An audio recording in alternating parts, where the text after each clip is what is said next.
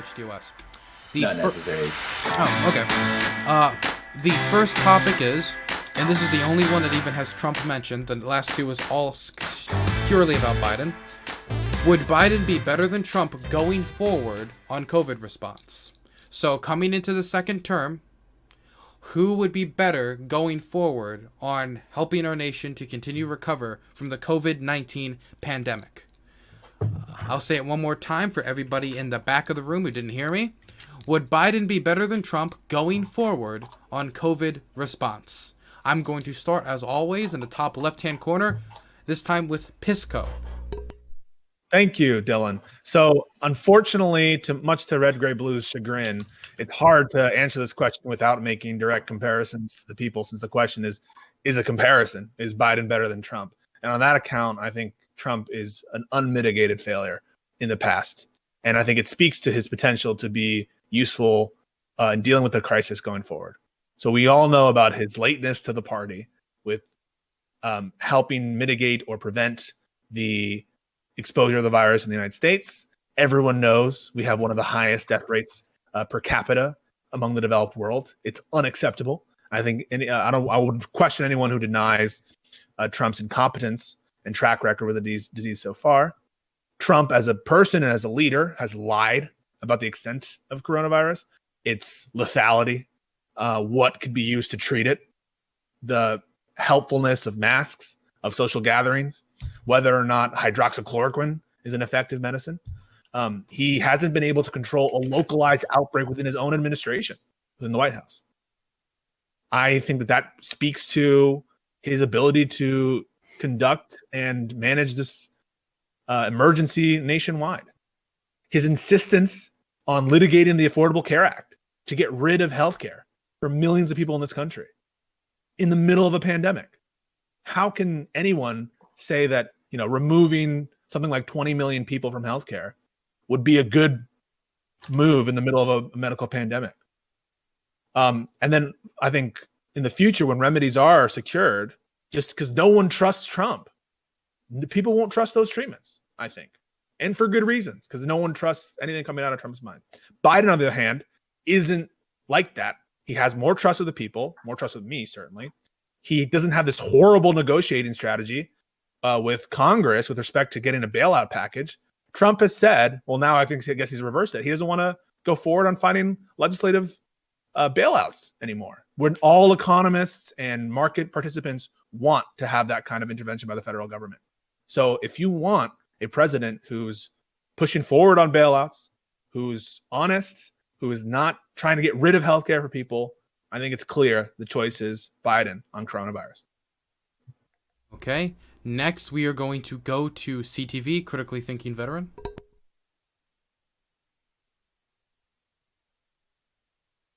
This is a wonderful point. I just wish I could hear it. Yeah, you're absolutely right. Biden was against shutting the border from China and actually criticized Trump for doing so when he did. He has a long history of being connected with the kind of people that I just wouldn't want to be associated with myself, like Strom Thurmond, for example. He supported the 94 crime bill, right? And we haven't seen net positive results from that.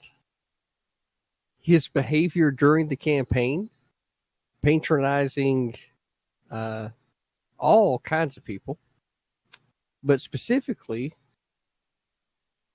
his inability to not come off as creepy, sniff hearing, what in the world is that guy touching that girl there for kind of guy, right? Just no.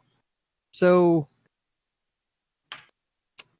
moving forward through the coronavirus, I can't see how a guy that didn't understand it well enough to shut the border would be well enough to understand any of the other parts that would be associated with that.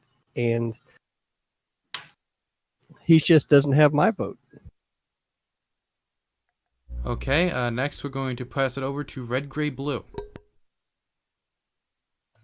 Okay, so When I'm thinking about, I guess, the Biden effort to manage, I guess, a successful COVID response, I think mostly my priority is about the immediate health and case numbers. Some people measure the success by economic well-being of the country, right? And I understand for some people that that's not a good measure of success, but I'm just expressing, I guess, the differences that you see in, I guess, policy and what people prioritize. I do believe that a Biden administration would take a much more hands-on, direct approach to guiding certain policies, guiding direct interventions and resources to the state level. And I think that's where it differs significantly from the current administration, where they have spent most of their time in providing loose phase 1, phase 2, phase 3 guidelines, if you see on the White House website, that are honestly trying to focus in on states' rights. And while I am a big fan of states' rights, I think that in a public health crisis, it is probably more applicable. And because my value of success is determined based on how many lives are saved or how many lives are protected,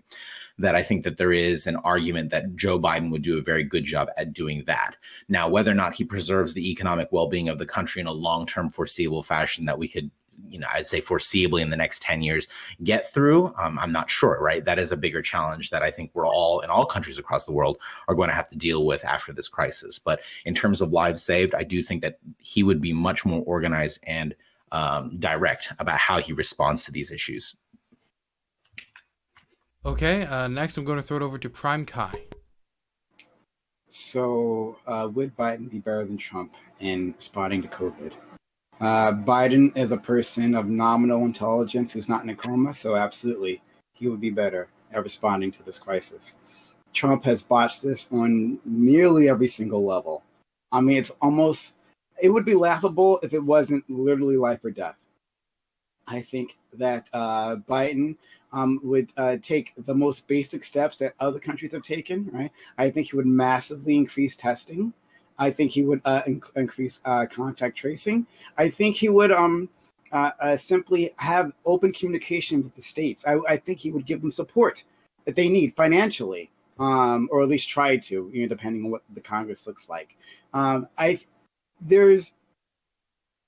I don't think Biden is a genius, and I'm not actually a particular fan of his. But he is a person who cares about others, has basic empathy, and so I think he would use that to actually accomplish the task of protecting the country from this disease. Yes. Okay, next I'm throwing it over to Counterpoints. Yeah, so I think we really have to take a look, like a macro picture of this. So I know the question is, would Biden be better than Trump at coronavirus response?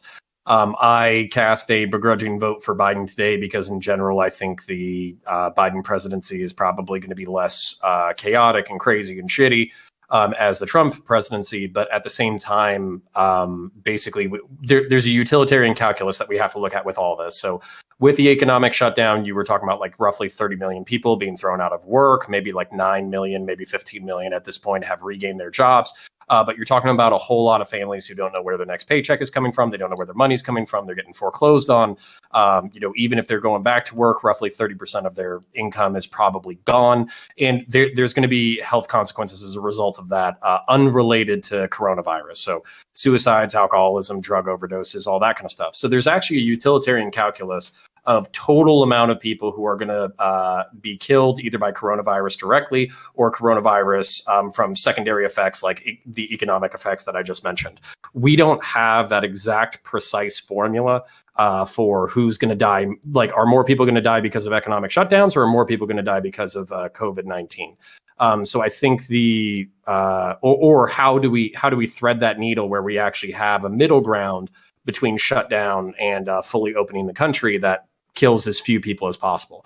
I don't think we really have the answer to that. And to say that it's been an unmitigated disaster since the beginning, I don't know. Are we going to be saying the same thing next December? So let's say that Biden wins in January, or Biden wins in November, and then he wins in January. If we have 500,000 deaths or 700,000 deaths by December 2021, are we also going to be calling a Biden presidency an unmitigated disaster? I think it's really easy to throw stones in glass houses. I still think Trump is a dumbass, but I also think that life is crazy and unpredictable, and sometimes shit just fucks you up. Okay, I'm going to now throw it over to Liberal Sanity Project for the moment. Is it okay if I do this one in German? No. Please, no. My German isn't that great. Technically, the first minute you can do whatever the hell you want, but after that, I can dictate the I conversation. interrupt you, motherfuckers.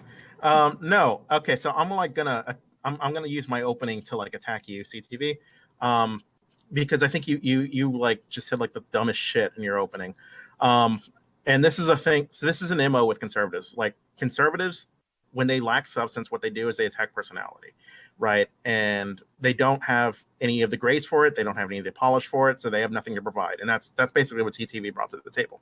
The question was whether or not Biden would be better than Trump on COVID. And the answer you gave was that Biden is creepy. I'm sorry, that's just not an answer to the question, right? So here's the issue. Biden was part of the administration that gave us the pandemic response team. Trump was part of the administration that destroyed it. Biden was part of the administration that gave 25 million Americans health care through the Affordable Care Act. Trump is part of the administration trying to destroy it. Biden says to listen to doctors. Trump says to inject bleach. Biden has never gotten COVID. Trump literally has COVID right now. Yes, one of them is better than the other, and there is no universe where it's Trump. That's my opening. Nothing else to add. Just I wanted to bully CTV a little bit. So I didn't clarify this at the beginning, but I have made it a rule that I don't personally legislate niceness. So if somebody else is mean to you on the panel, I'm sorry, I will not ban them. If anything, I think it makes you look better because people like to be sympathetic towards people. So, okay. So everyone, ability Dylan. No. Yeah. Look, Prime, I think that's a 1 hour mute, and we'll see how that goes, okay? Wonderful. So it is an open field now. You can now respond back and forth to people and engage freely. Yeah, Okay. so I would go ahead. Oh, so Right. so we're not even going to give me an opportunity. Well, you just that talked what about that his was? creepiness and sniffing Is people. that what I mean, you all just saw what happened. The first thing you guys are going to do is just interrupt me and just not even give me a chance Interrupt to say you? anything. How You rude interrupted is that? So here's the deal, LSP, right? You'll have to forgive me for being completely distracted by the beautiful woman that you clearly, could see. Well, not really you could see, because I mean, when was the last time you saw one, right? But Excuse you. yeah. Damn, So, CTV, what the I fuck? said you're completely distracted by what I have the absolute fucking privilege to be able to see every day. Can you right? stop talking about? This is nonsense. So once again, you're right. You're just Now- proving what I said. When you Right, have nothing so- of so substance here's- to add, all right, you so can do here's is the attack point. a personality. No, it's Hey. not about that. It's all about Biden was the first one to shut down the border, right? You didn't even listen to what Biden was was the said. first You one to decided to shut down ping the on border? something because you couldn't understand what was being said because You I know said he it so means fucking Trump. slow. Well, Right? Well, no, he should listen. First of all, Biden was against shutting the border when it happened, okay, he was. right? like- Trump shut it before that. So, i.e., you weren't listening during the first part of that. You weren't listening at all. I literally dictated and typed everything you said, like almost word for word. You said Did you? patronizing all. What the fuck? So, like you said, I didn't Biden's see that in chat, patronizing and I all was kinds paying of attention. people, but specifically his inability to come off as creepy sniff herring. What in the world is that guy touching that girl? Their kind of guy. Just know. So moving forward through the coronavirus, I can't see how a guy who didn't understand it well enough to shut the border will be well enough to understand any other parts to be associated with that, and he just doesn't have my vote. There you go. Listen, guys, before you know it. I got to jump in real quick because I feel like I need to steel man CTV's position, which is Joe Biden sniffs too many people's heads and hair, and boobs are awesome. So Checkmate, I have liberals. to get, Yeah. I have to give I it to wanted CTV. to Appreciate that. come at Appreciate you that. counterpoints. Earlier in your opening, you said that when we get to next winter, if there's a certain number of people of dead, and it's a Biden presidency, we'll be looking at it as a failure. Not necessarily, right? It depends. Right. How has he actually responded?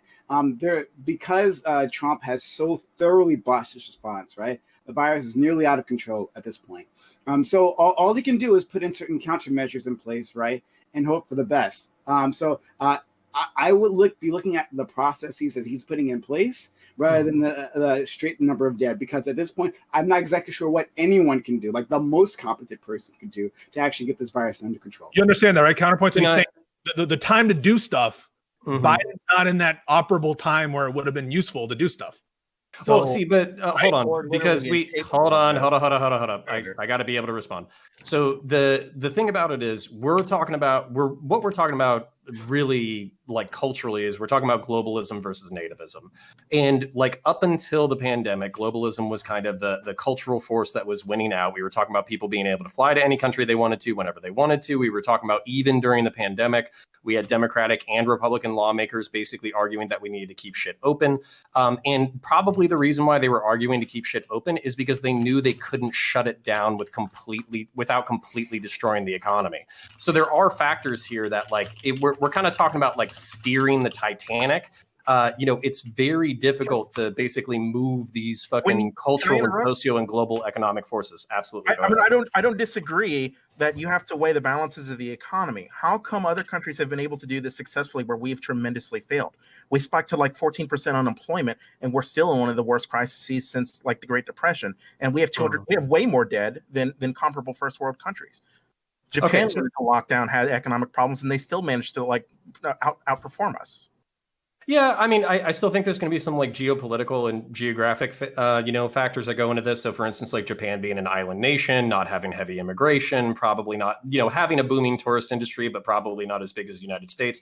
There's going to be other factors like that. And the truth is that the United States is the market of the world. So I'm not surprised that we have the highest level death rate compared to everybody else. But here's the other thing too. So not to push back on developed countries, because I think other developed countries like the European countries probably did just throw out like UBI, told their people to stay home, shut down, all that kind of stuff, which was probably the smart move. But the question is, like, are we able to do that here financially? I know, like, MMT. I don't know, Trump didn't. Like, well, right, that's the issue. Like, Trump didn't do that, and the countries which did perform better.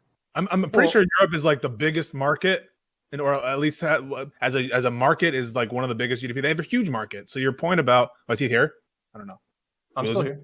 Okay, so your point about America being the center of tourism and trade, it's true of other countries. It's not as though these countries are complete isolation. And in fact, another, I think, relevant point is density. South Korea, I think per capita is more dense than the United States. So anything that you can sort of intuitively put on the scales of America being particularly worse, there are other factors that you could put on the scale against the countries that are doing better. And the same things that you're putting on the scale of America exist in those countries where they're doing better. No, but I'm honestly a little surprised that generally people are thinking that so in other words, do people think that this was a good response so question. far? Yeah, that's the first question. Is it? Who thinks this was a good response? CTV. No, I think it was as good as it could have been response. Really? It couldn't have been. Okay. And see, I think this is the part where we all disagree. Like a mask mandate would have made it a little better. Like, when all this stuff first happened, there was already so much division in the country. People have been suffering from TDS for the last 3 years, right? If you came out and said that we're going to shut down all travel, we're going to do all this, that, and the other, everybody else that was completely against him would have said, "Oh, fuck that guy." Right? Do you think a mask mandate would have helped? No, I think that probably. I'm confused though. Right? Wait. First, tell me what's TDS? What's TDS? Trump derangement syndrome. Okay, so if you were thinking that fundamentally that everyone suffered from TDS and therefore, it resulted in us not managing the crisis well, at the end of the day, I think we have to look at other countries that are out there. And obviously, there are no countries necessarily at the same scale, but we can say to some extent that there is a balance somewhere in the middle that potentially is not necessarily where we are today versus what we could potentially be. And you look at other first world countries that have maybe not aced it, right? They've done shitty jobs in some things. Take the UK, for instance, right? It's not perfect. It's got its issues, right? But their death count's way lower as a ratio, when it comes to these things. And I know that the common conservative argument is that Trump protects the states' rights. And that's what he's done to really drive forward the protection and fundamental rights of the American people. And honestly, like, everyone seems to think that somehow they became a constitutional lawyer in the last 6 months. Yeah. But for some reason, when you look at generally pretty much any precedent in any of the constitutional rulings by the Supreme Court on the issues of public health, you find that the government and the state are both empowered to take action in situations where individuals' life and liberty, essentially liberty meaning being able to be free to live, quite honestly, life, liberty, the combination of those bad boys, pursuit of happiness, to stay alive is what I'm trying to put at, fundamentally gets violated, right? Yeah, because we don't care about the rest of everyone else. We say we rely on the American people. If we were really relying on the American people to do their job very well, then why have we not done it well? Why have the American people failed each other? And why has our leader failed to lead the American people in the direction that would protect more lives? And he could have done that without regulation. He could have done that by setting an example. And he didn't offer to do that either. So I think fundamentally, so there's an even deeper problem here. So one is CTV could make arguments about, well, he could have done stuff, but it would have been unconstitutional. And that what you just said would have been a great argument to fight his sort of formalist critique of that. But CTV is actually saying something even stupider than that. He's saying, as a factual matter, nothing more could have been done to improve the response if the government had all the power it wanted. That's what he's saying. I think that Monday morning quarterbacking this thing from the from a nice comfy library that you're sitting in is a little ridiculous. That's right? the point, though, right? That's what we're doing. Right? That's what a referendum is. That's what an election is. Let's look back and decide, did he do a good job? That is precisely what we're doing here today, to go back and Monday morning quarterback, because we get to decide whether or not he was shiznit or not. Actually doing is talking about Biden moving forward. If anybody was bothering to pay attention to the actual question that was asked. Is Biden better than Trump? And we're determining that Trump is garbage at managing Trump's the COVID not response. Even in the question. Yes, it is. The question is, would Biden be better than Trump going forward on COVID response? On COVID response, right. Okay. What do you think I'm talking about? What do you think I'm talking about? Hold on. What do you think I'm talking about? All the past stuff. Am I talking to somebody else? Past stuff informs the future, right? No, it doesn't. The past does not inform the future, apparently. If I go to a job interview, I'm not gonna say, well, you can't look at my past. That doesn't tell you anything. Experience doesn't make me. It's who I am going forward. Are you two talking to each other or both at me at the romantically same time? together? Yeah. Yes. Well, I'm just kind of wondering which one I'm supposed to finger first, right? So we're all here for you. Wow. You gotta get your mind out of the gutter. We were looking at somebody. Something happened. Wait, when I said finger, I said finger, you thought what? Can you answer a question? Could the answer the question, CTV? I did. Give us if we're evaluating. Sorry, this is okay, right? Like I think here's the thing, right? Is that we can all be conservative without saying that the president was perfect. And this is something I feel like the Republicans and the entire right-wing party seem to have failed to understand, that you can be critical of your leader and still vote for him. They don't bullshit. I don't believe it. They don't kick you out of the party, guys. It's okay. You can criticize Trump. Look, for me, understanding everything that was going on in the past means you have to understand all parts of it, not just the one parts that you would want to look at, because there are much bigger things that were affecting a lot of the decisions that were being made. Great. Share those with us. Share those with us. The climate of unrest around the country, right? People are already pretty tense about a lot of different things, right? There's been a lot of divisive rhetoric that's been going on for the last 4 years at a Whose minimum. fault is that? Right? Everybody's for participating in it. It's not the leader, though. You're right. Everybody's for participating in it because it got started to begin with. Nobody called Trump a racist before he started to run, right? They started doing it as soon as he decided to run. Since you guys want to go into this particular part of the conversation, what I'm saying here is that if you can't understand all of the parts that were making these decisions beforehand, and then sit there and Monday morning quarterback this thing, and only saying that, this only small part of what I want to look at is what matters, when in reality there's a whole fucking gambit of things that go into the decision making process. But you don't want to share any of those. CTV. It's not Monday morning quarterbacking or whatever the fuck you're saying. We were saying the criticisms as they were happening. We were saying what we need to do as it was happening, and they were still doing the dumbass shit. The point that I made to begin with was that Trump shut the border down from China, right? Before Joe Biden. And then he sat on his fucking hands for fucking 3 months. The COVID response is the only thing that I can say is that Biden would be lazy as far as exercising power. I do want to say LSB had the dip, so he's been replaced by Sansol, someone who almost is as good as hair as mine, who's currently currently in chat.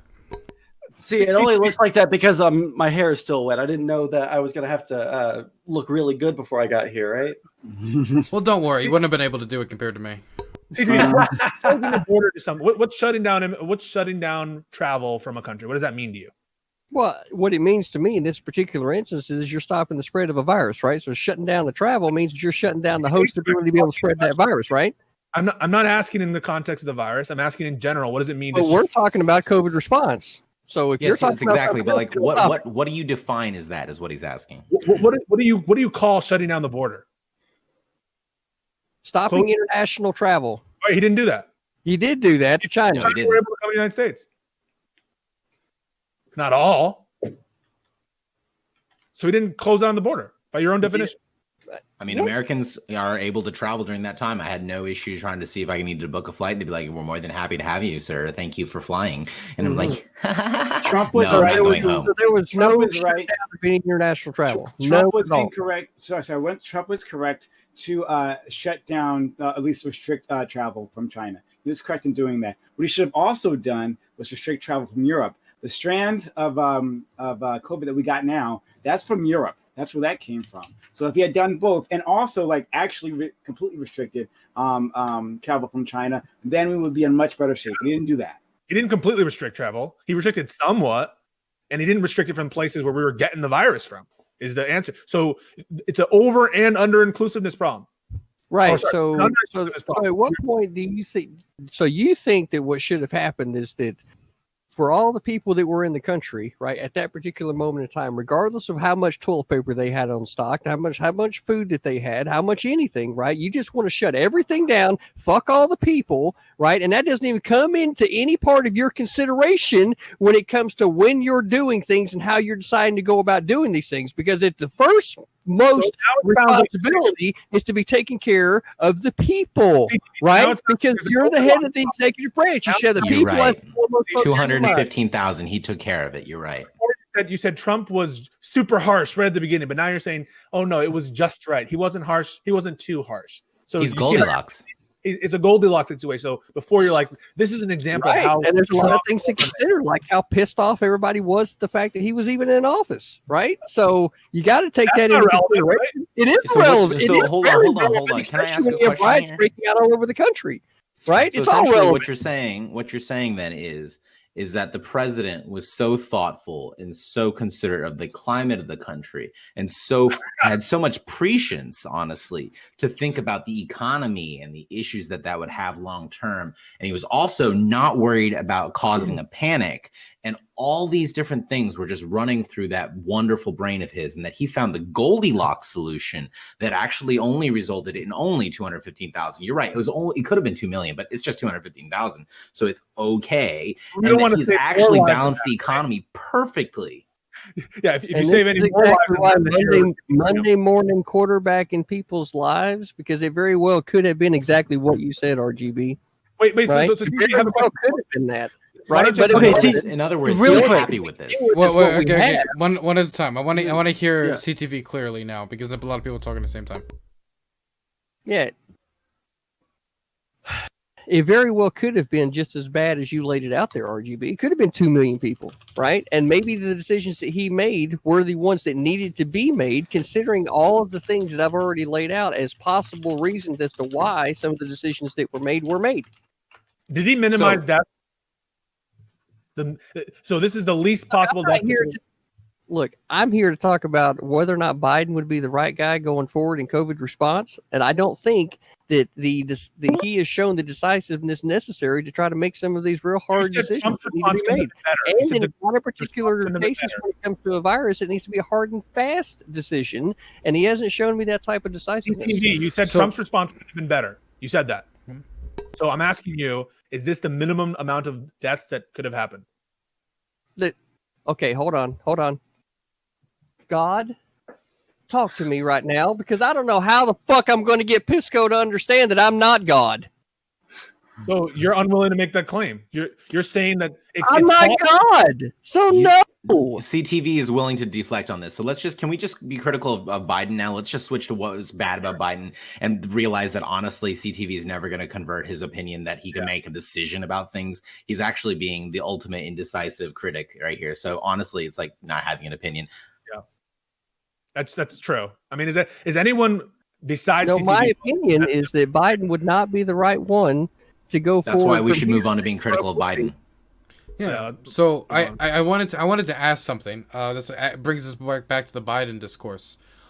Specifically, Counterpoints is having problems with audio and video. I hope he can join us shortly.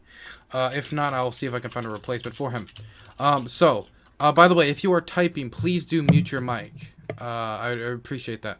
Whoever that is, Pisco. Wait, that wasn't me. I know. I just wanted to blame you. But okay. Biden's all well and good, right? He's a wonderful old dude. He's, come on, Jack. What about H1? What was it? H1V1? H1N1. Yeah, H1N1, which ended up killing thousands upon thousands of Americans. What about the management of that? Isn't his record on actually dealing with outbreaks similar to this also pretty piss poor? How many thousands were that?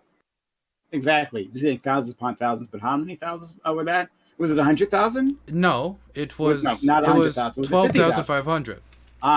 12,500. Okay, much different. So would you say? So what we would say is that Joe Biden got lucky that it wasn't coronavirus during his term. Well, no. First of all, your question is also, I think, is a misleading one, because it's possible that both the responses are bad. The question is comparative. So it doesn't really matter whether the only difference is the difference in how bad they are. So that I guess is the question, I guess. And I don't know that the H1N1 response was this bad. Is that fair?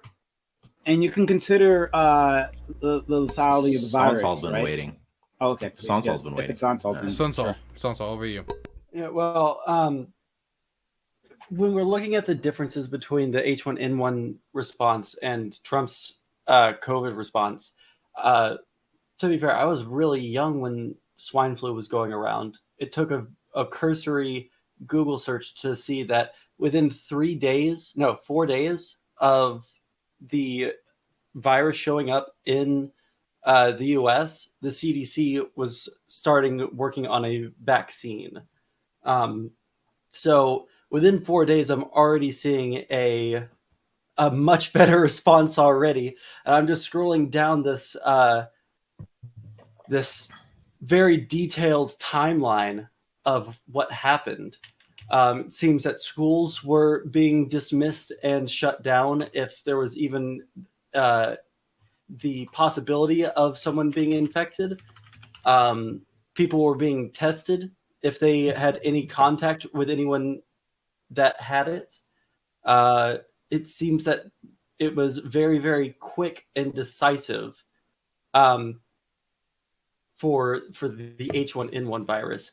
Compare that to what's going on with COVID. It took, we already knew it was a global pandemic. Why didn't we do something in the 3 months between Trump shutting down travel from China and us having 15 cases in Washington? Totally unforgivable.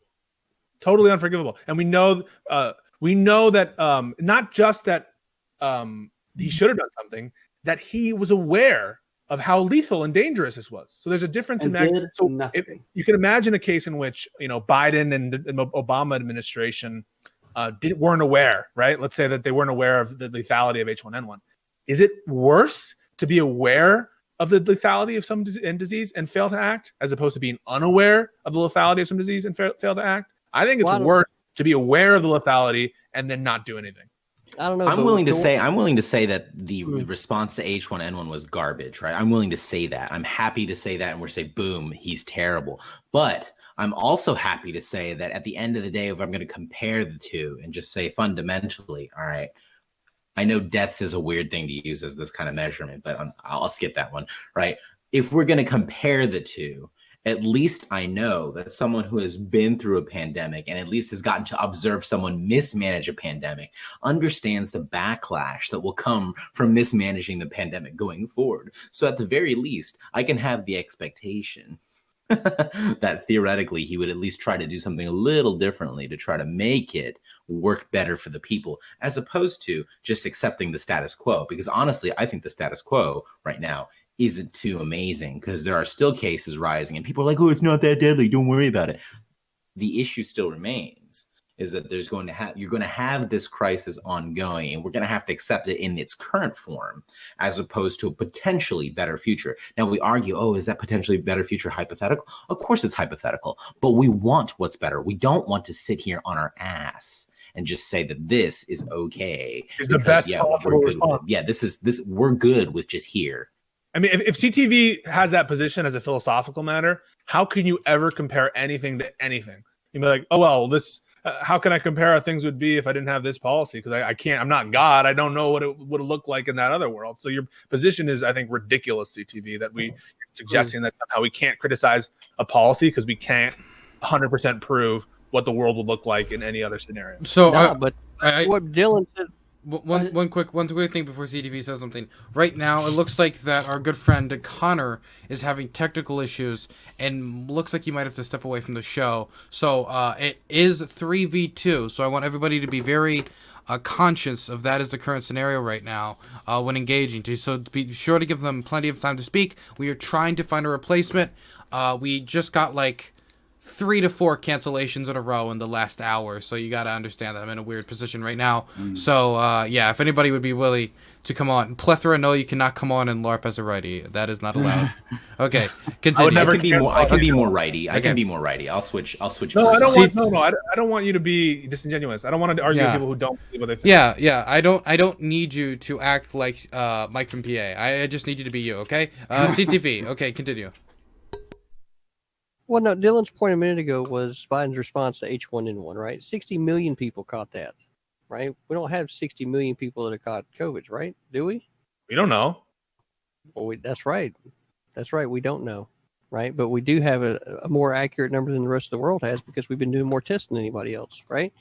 So we have estimates of 60 to 80 million people that caught H1N1 in 2009, right? Under Biden.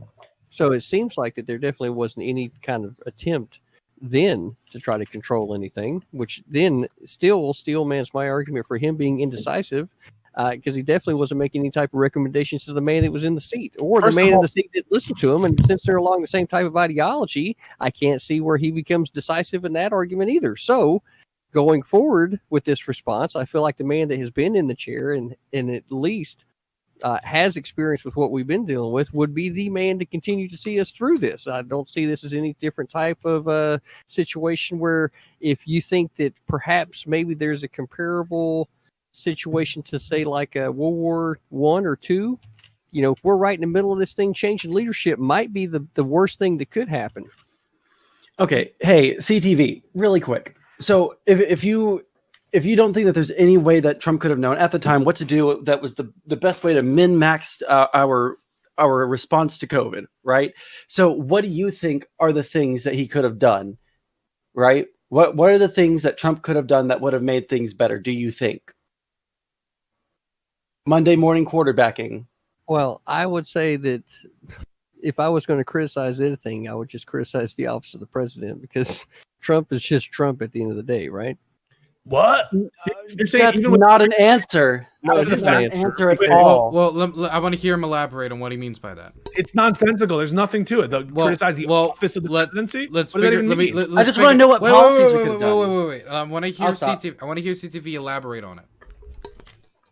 Look, because you're very focused on the man instead of the office, right? So going forward from here, the real conversation needs to be what we as a people would like to see from the office of president, not necessarily from the person, because the person is still going to be corruptible. The person is still going to be only human being like you and me, right? Right. So what do we expect from the office of president? And I think that there needs to be much more communication between the federal government and the states. And I think that the fact that this happened when it did, daylighted a lot of problems in Oh, communication. should there be more communication between the federal government and the states? How about he doesn't go on a fucking Twitter tirade against half the governors in this country and actually like try talking to them once in a while and not blaming them every second? You think that's the optimal coordination? You're unwilling to say that Trump's response could have been at all better with respect to communication to the states? I think that if I'm having to choose between Trump and Biden, that I think Trump does a lot you better answer job. a Okay, question? really quick. The reason that I was asking this is because if we're going to be realistic going forward, we're not going to be able to prevent COVID. If Biden wins the presidency, we're not going to be preventing COVID with Biden. We're going to be doing mitigation going forward and damage control. And I wanted to see what you would think would have been things that we could have done after the initial outbreak that would have mitigated the harm done to our economy, to our health, to all of these different things, and see who was more likely to do any of these policies. For me, Going forward, I wouldn't the have shut down only the policy that Trump is putting forward is opening shit up. Yeah, if you're That's the asking only me, I thing, wouldn't and shut that's down the mitigation. economy. Right. If you're asking me, I wouldn't have shut down the economy. Okay, so I guess you're one of the people that just wants everyone to get it so that we get herd immunity. Is Well, that the best option? I would just trust in the American people. What does that That's mean? going very well. Also, quick comment here, like, because I think one of the things that my chat has brought up. So they're asking me, do I not take issue with Biden's management of the H1N1? I do take issue with it, and so all I can say is that fundamentally, from this point on, I have two decision-making points to go off of. Right, the cases that we've had so far, the number of deaths that we've totaled up and tallied up. And so then we say, okay, from this point on, if I think that Biden is going to do better, what plan has he laid out as it compares to the Trump plan, right? And you can go to the White House website, you can look at their plan, and all it says is phase 1, phase 2, phase 3. It tells you what those guidelines are, and then it says, all right, nerds, good freaking luck, right? I personally would prefer a governmental response in the way that is more in line with a directed, purposeful approach to working with the governors to say, please take these steps.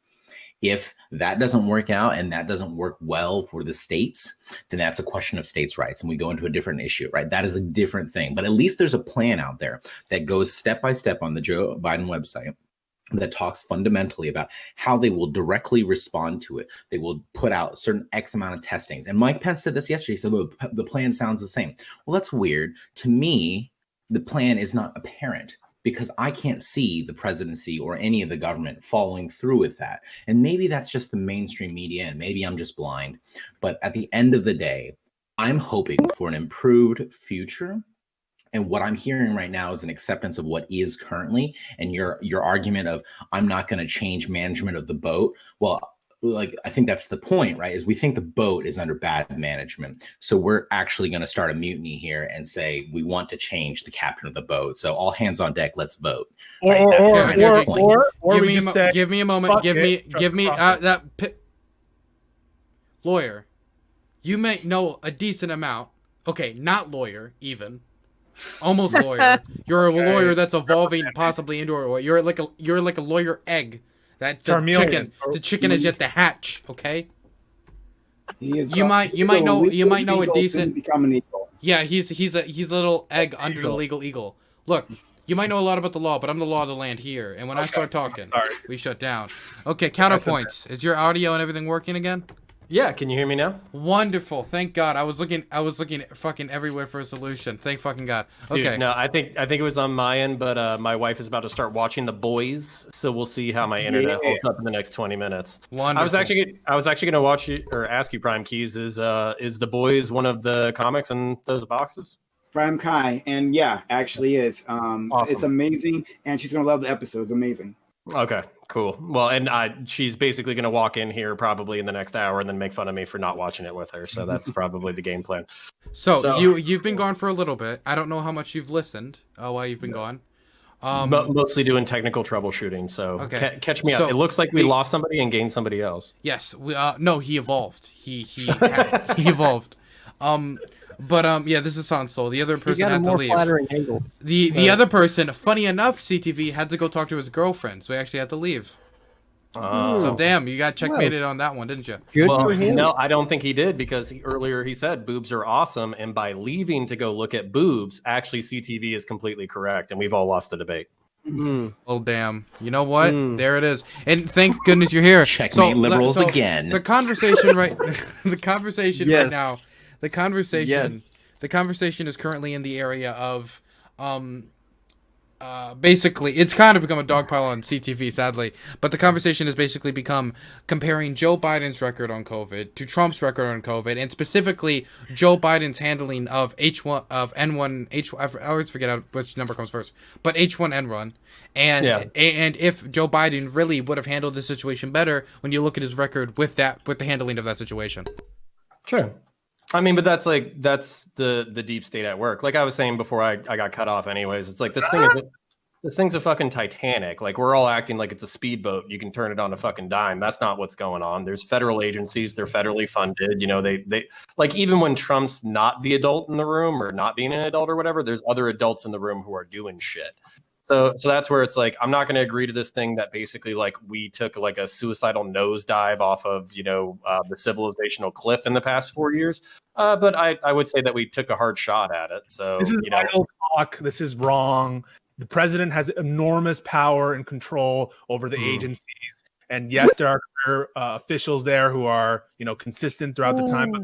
But honestly, it is undoubtedly the case that the president has to approve certain action, that the president sets the tone, that the president takes an active role in these agencies, as well as appoints heads to these agencies. So everything you said with that respect, that the president should somehow be Exactly. Are you telling me that the leader? Why didn't Trump just make COVID illegal? Do you ever think about that? Yeah. He shot it with the military. Power. Didn't you think about Do you think I said he had unlimited power? No, I'm fucking around. He's the Senate. Of course he could. So the problem is that, like, yes, there's Trump is a singular human being, one with enormous power, to Pisco's point, but he's a singular human being. But it also matters who he surrounds himself with. He surrounded himself with sycophants. Yes, that, and also he used his idiot son-in-law to run his son-in-law and the vice president to run the response, right? So the vice president is running the official response. His son-in-law is running a shadow response, a shadow team, right? And we've had reports from members of the health response team, right? Of like from the CDC and all that and that stuff, right? People from that level saying that there's two different teams they have to report to. Sometimes they give contradictory orders.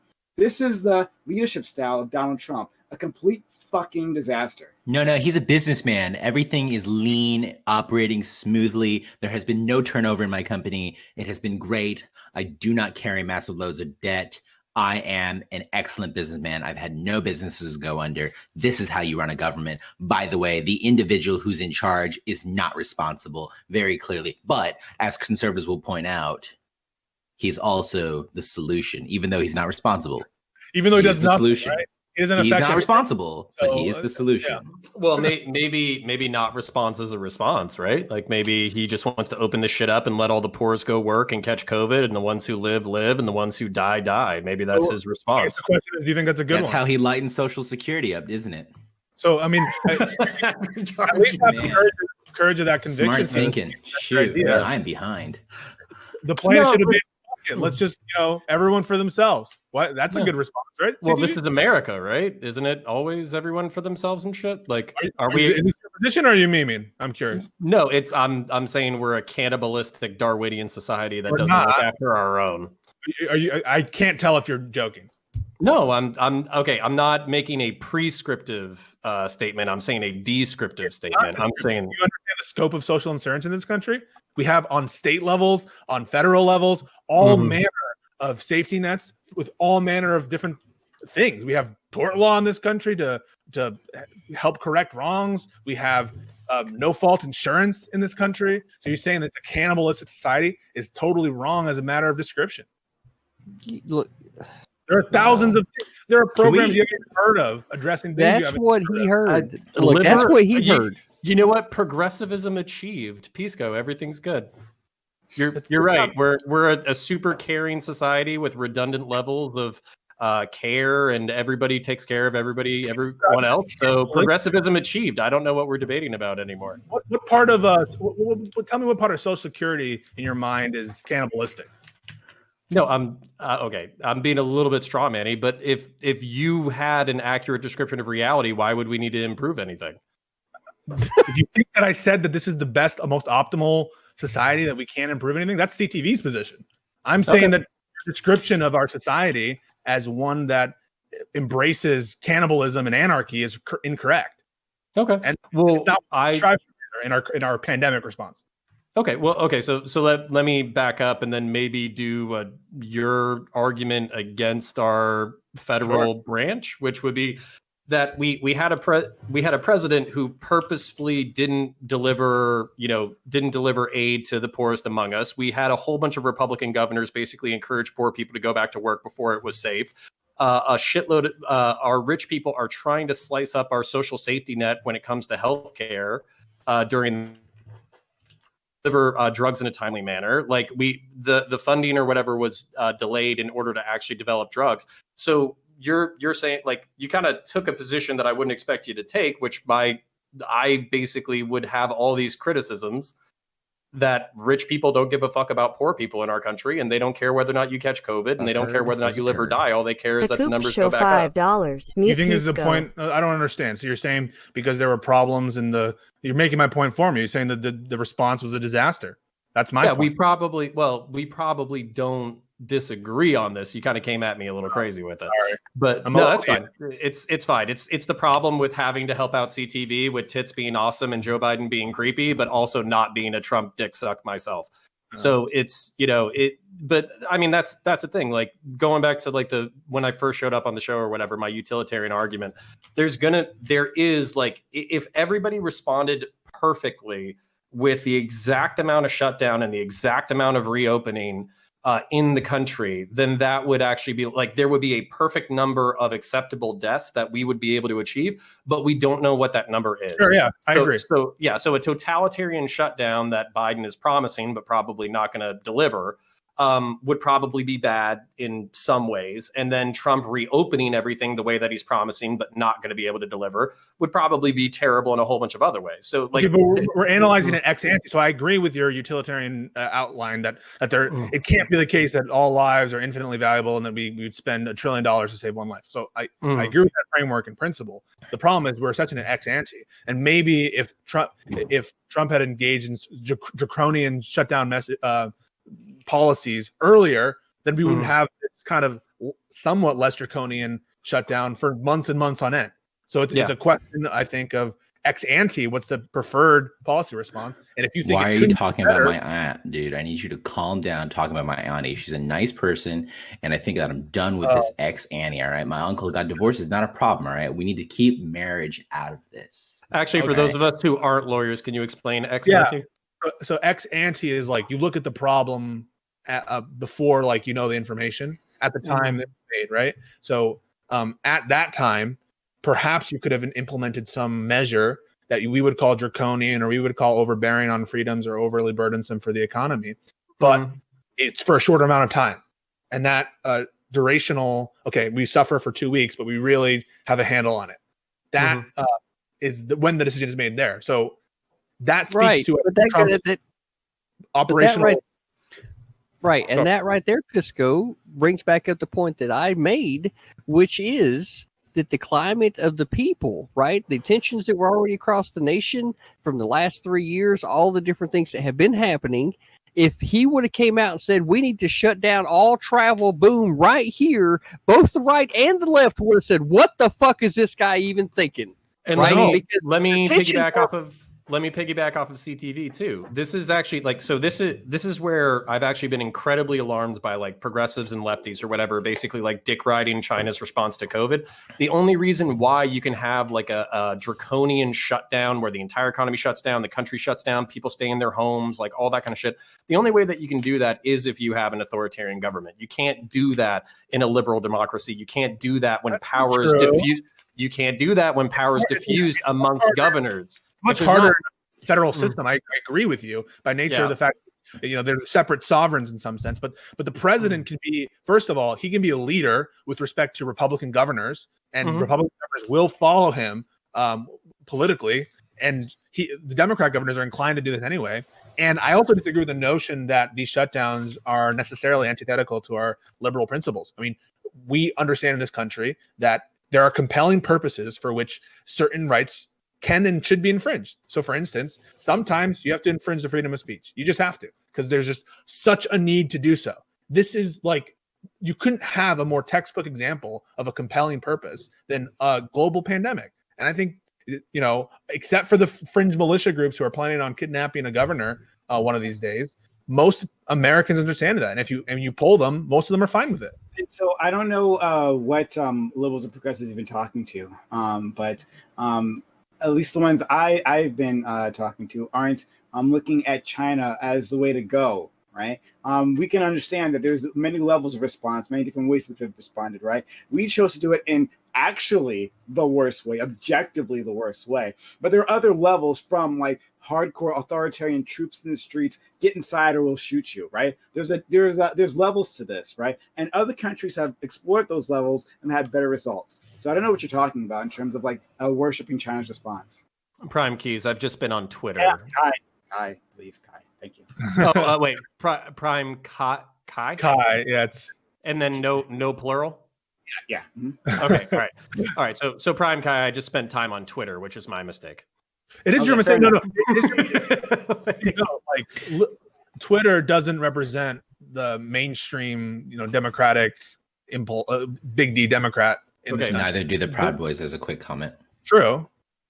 All right. Well, okay, but can I just say that this is the the right-wing propaganda sphere is dipshit Twitter leftists and progressives get their tweets like snapshotted with all the responses on it, and then it's copied over to boomer Republican Facebook, and then it's shared 1 billion times more. So like whether you like it or not, this is completely has nothing to do with the argument. But I'm just saying, like, that it's funny how lefties and progressives do get represented online, because Twitter kind of is the propaganda mouthpiece for a lot of lefty and progressive or conservative perceptions of lefty and progressive perspective. And certain colors of man also. I don't know what that means. Orange man. I want to go back to I want to CTV. So CTV, do you think the response would have been better? Trump's Corona response would have been better if he didn't catch Corona?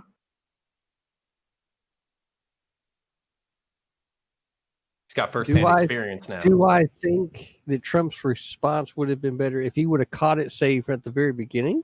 No. So my question is there any ground where you think Trump could have done a better job? Well, even if he would have sent out like the leaflets or whatever guidelines with like a better font heading, is there anything Trump could have done to make his response better? Well, how come you can't say yes? Of course. How aren't you just like the biggest shill in the world? Let's come. Wait. Back off. Give him time to answer the question, okay? He's frozen right now. Piscos. What's 95 times 82? Come on. Oh, don't you know math? Come on, answer. I don't know. Idiot. Let's give him a second to answer the question. Check give him a liberals. second. Looking back into the past, I would have made a few different decisions myself, right? So that is an obvious criticism to be able to say that Trump could have done something different, right? That's fine. But that's I'm good also with that. right. Beyond that, I'm not sitting there having to deal with the everyday stresses of being in that office either. So how that's might his I? job, so there's no excuse there. That's his job. I'm not saying he wants 4 more years of that. So if he's not up to the that's kind of my point too, because I don't want that job. I think but I don't want him to have that job because he certainly doesn't want that job. CTV, let me jump sides again. So basically, like, if we had 100% shut down travel from China the way that Trump wanted to, which I think was a largely symbolic move, don't you think that we still probably would have been fucked, because basically people would have been traveling to China to Europe and then Europe to America, or China to Africa, Africa to America? I mean, we're talking about a globalized society. Yeah, the infrastructure is already there for it to keep moving regardless, right? Because people still need supplies. They still need. Doesn't we travel still on need items. shit, right? We still need to buy shit.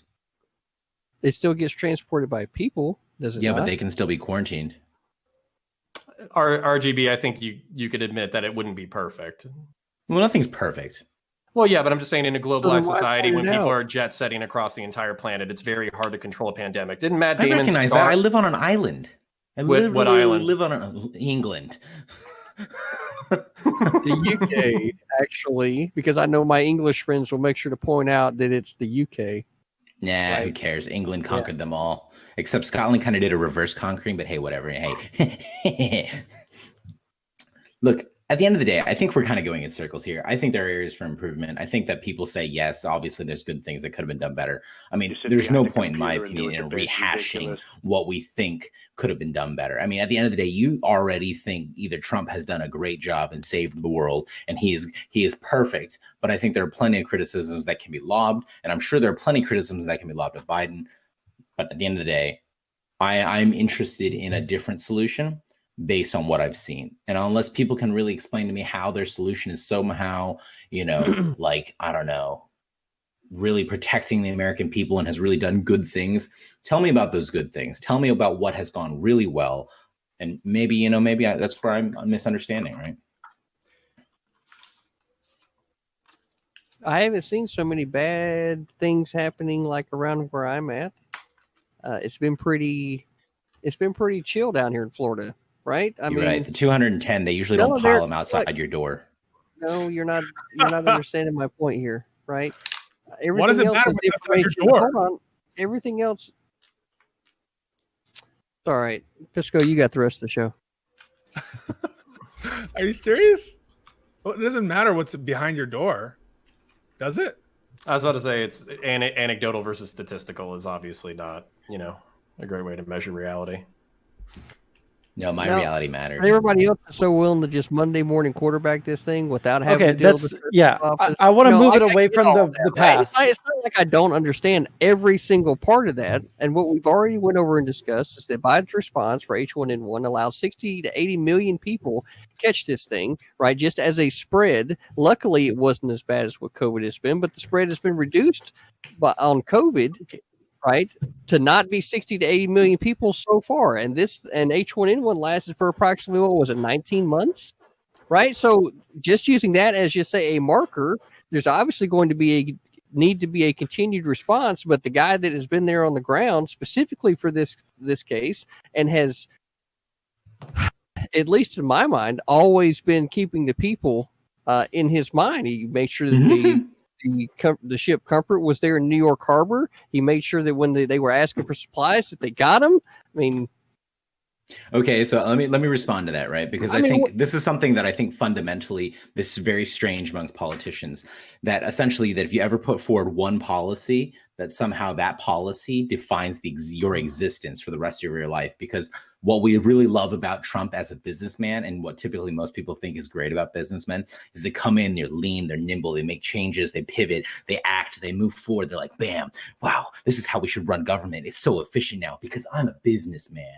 Right. And so he comes in, he slams home and he's like, boom, boom, boom. But what we're not willing to say is that the experience that someone has in going through a pandemic and that has proposed a plan that actually looks on paper pretty good, honestly, looks better than the guy who's currently running the ship. So let's just put it like this. If you're in a job interview and the guy comes in and says, hey, your performance looks a little strange, but okay, all right, let's run with it.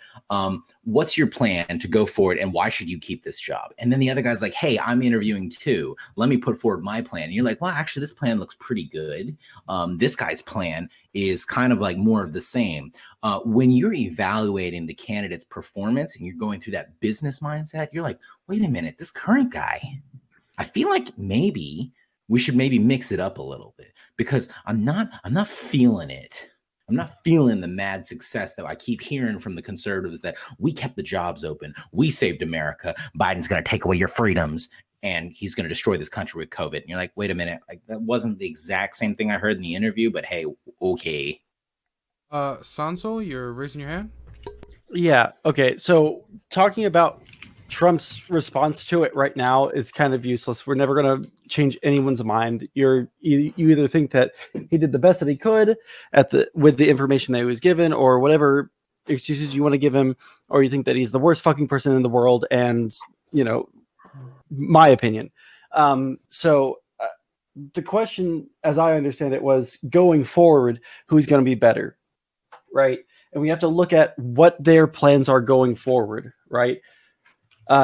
What are the things that we need to do going forward to make this pandemic not necessarily go away immediately, because no one's going to be able to do that, but mitigate it to the point where we're not shutting everything down every couple of months, where we don't have a bunch of people dying from the disease, where we can basically get on with our lives, right?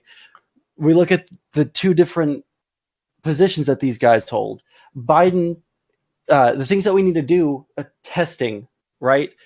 Making sure we know where the outbreaks are happening, funding the testing, making sure people go out and actually get the tests, making sure people wear their masks, et cetera, shutting down areas that have large outbreaks so that it stops spreading, so that people can go on with their lives later on.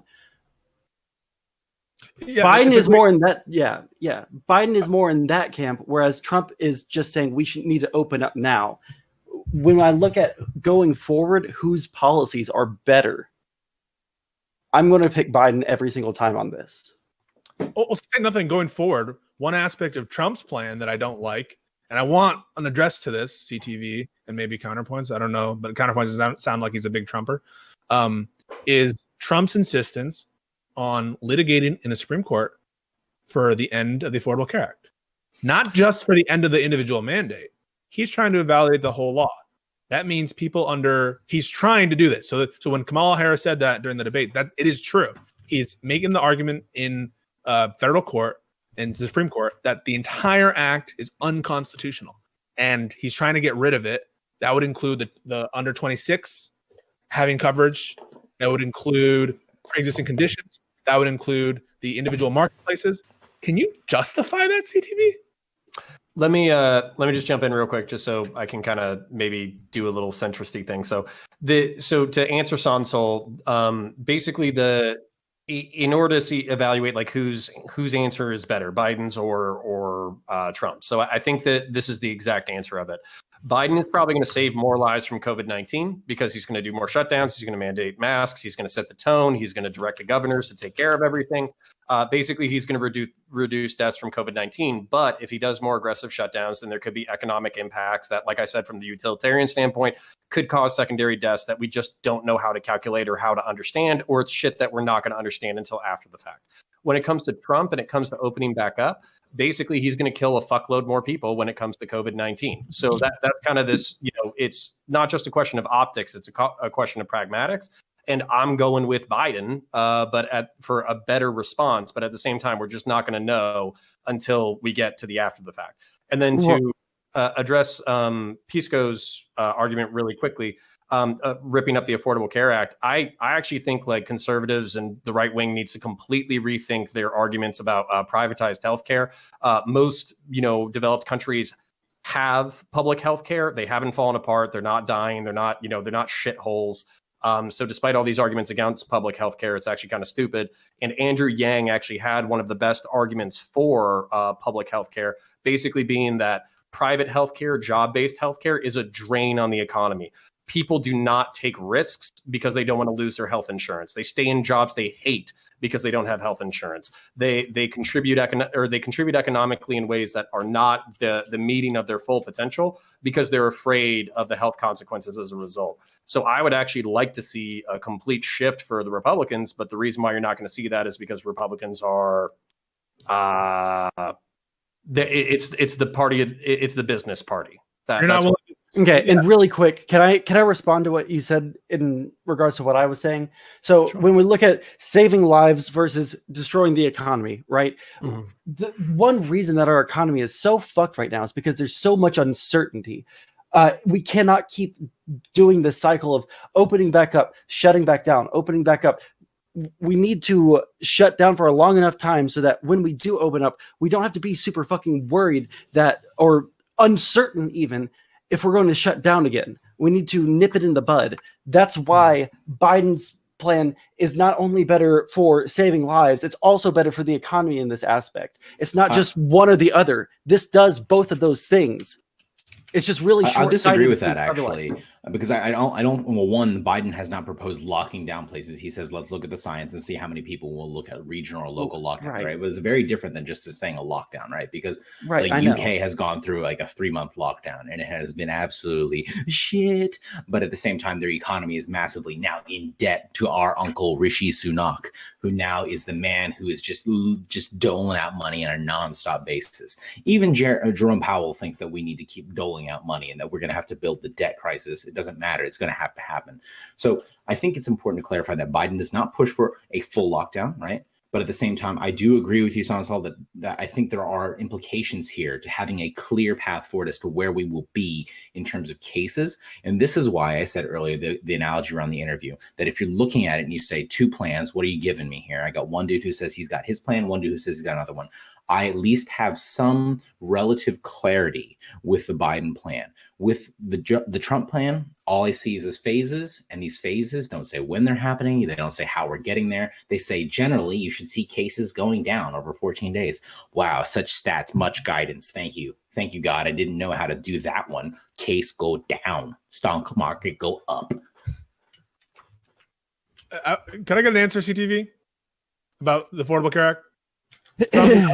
I really feel like that all government involvement in healthcare has really been a detriment to the system. I don't care if it's a detriment to the system or not. I'm asking as a matter of public policy, public health. That's the answer. You're not answering. He would revoke it. He would revoke it. Okay, so you think it's a good idea to get? I would get government inside the American system completely. Whatever out the of cost. What if it killed 2 million people? Would it be worth it? Do you not understand that there was a time in this country where the government wasn't involved in healthcare? Do you not understand that? You gonna answer a question? I asked you if it would be. Do you not understand that? You're gonna answer a question? Would it be worth it? Not understand that, Pisco. Okay, well that Pisco. You keep asking for an answer. Okay. So we do need to move on to the next question. I think the fact that we got all the way to the Affordable Care Act shows that we've basically no. Hang on. The Affordable Care Act is a big part of this, Dylan. Like a lot of people get health care through the Affordable Care Act. Something like what, 20 million people? That's a big. I understand that, and I do understand healthcare would make sense. And talk about healthcare in the pandemic does make sense. But we're also running out of time, and I do want to be able to talk about policing, or we'd have to skip the issue. Yes, let's do it. Let's go. Okay, so we're going to go to the next topic. But don't worry, Pisco. You get a 1-minute exit for everybody. And you know what? You get to go first. We'll talk about healthcare. Okay, so everything that CTV said was... Can you guys hear me, right? Okay. Was nonsense. One is as a sort of analytical framework that he has where he doesn't like to talk about like what the world could look like because, who can know? It's just God, right? So he doesn't care to speculate on what could be. That as an analytical way of looking at the world shows you a mind completely devoid of rationality. 1. 2, on all the facts, he's wrong. He's wrong with respect to the nature of the shutdown that Trump had. He's wrong with respect to the facts of the Biden-Obama administration with H1N1. Don't expect for consistency with respect to the timeline of Trump's response.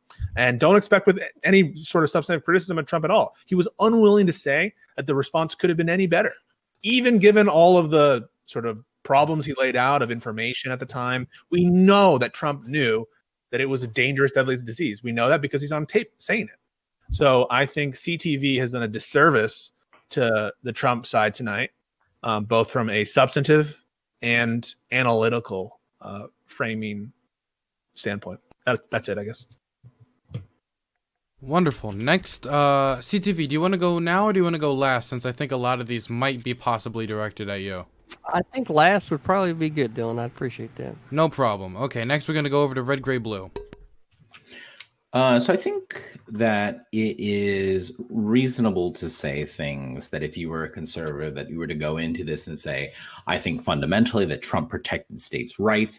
I think he is prioritizing the long-term health of the country. I think that he is making the best economic decisions and in turn, economically, the best health decisions for people.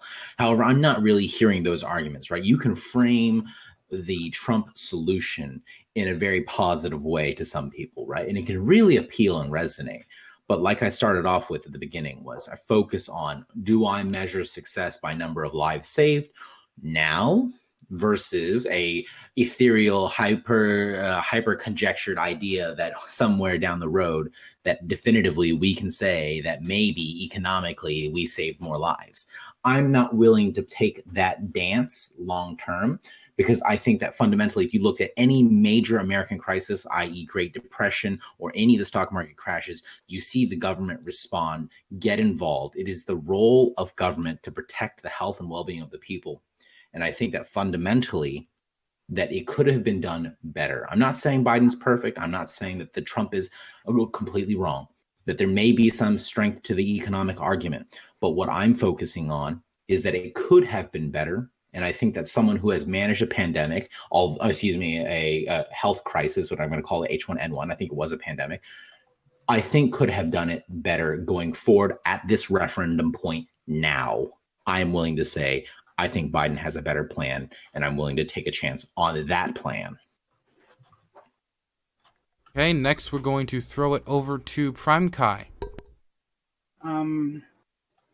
I am not a fan of Joe Biden. I'm not riding with Biden, but I think that he is capable of putting together a nominally competent team. For me, Trump has proven that he's not capable of even that much.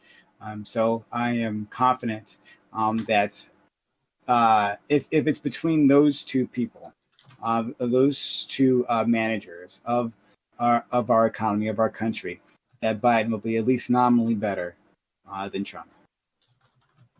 Truly inspiring words that the Biden campaign can use. We will throw it over to Counterpoints. All right, so I think everybody kind of nailed it on the head. My perspective is that we don't know the utilitarian calculus of who's going to be affected by the economy and who's basically going to get schwacked by COVID-19. I trust Biden to at least be mentally and politically stable enough to be able to handle that in a way that's going to, be at least more consistent. Like Pisco said, so we don't have the shutdown and the reopening and the shutdown and the reopening and the shutdown and the reopening. Even if the message is bad, the message will be consistent. So I think that's a pretty good point. So again, begrudging endorsement of Biden for handling COVID-19 better. But I don't think that. I think some things are just fucked up, and you have to deal with them sometimes. So sometimes shit's just fucked. So. Okay, next I'm going to throw it over to Sansol. Yeah, so going forward, it seems pretty clear to me that Biden is a much better choice for responding to COVID, getting out of it as quickly as possible, and someone left. Getting out of it as quickly as possible and making sure that the least amount of people die. I want our economy to prosper. I want our economy to have this V-shaped recovery that everyone's been talking about, but we're not going to get that with the way that Trump is going to handle it going forward. I don't much care to argue about what's happened because there's just no one ever is going to change their mind. All you can do is talk about what you're going to do going forward and make the best kinds of policy that you can to fix what has already been done. Wonderful. Now we're going to finish this off with the lovely, oh so beautiful CTV. Appreciate that, buddy. I think we had a fairly good discussion tonight. I think that the points that I brought up to begin with were talked about by everyone on the panel. That being said, looking back into the past and trying to decide when things should have happened, it seems really, really easy whenever you have all the facts laid out before you in a nice, neat little package where you can take a look at it, right? But the reality is that in this situation, we had a man who was very decisive in the decisions that he made in the best attempts to balance the acts of making sure that the people had the supplies necessary to be able to continue living while shutting down certain parts of the economy to try to control the spread, while also shutting down travel to international parts of the world, right? So with all that being said, that's a hell of a balancing act that one man is trying to do. And with the very comparable example that we had in 2019 with Joe Biden, we saw that administration allow the spread to get to 60 to 80 million people. And we're not there yet, but there's a possibility that we could get close. I'm not saying that we can't, but what I am saying is that given the numbers, Trump and his administration has been much better at controlling the spread versus Biden and the Obama administration. So, given past examples, I want to stake my horse or stake my bet on the horse that's already in the race, right, and is already outperforming the horse that was in the last race, right? So, Trump 2020, MAGA America, baby, let's go. There it is, everybody. He was the last one who Make said America great again, America. Just to be clear. That's it. Make America great again, America. It's doubly good. Doubly good. We're going to go to the next topic, which I will ask everybody once again. I'm sure nobody on this panel will do so, but there are new TOS guidelines, so be careful with where this conversation goes. Would Biden help race relations and or policing issues? I will repeat this one more time. Would Biden help race relations and or policing issues? I am going to start, as always, in the top left-hand corner. We have seemed to have lost counterpoints again. I don't know what's going on. I'll see if I can fix that. And somebody... Is that Pisco? I think it's Pisco who's up. Yeah. I see CTV is currently catching the vid. I hope that's not the case, but... You can hear what's going on. Yeah, usually he can.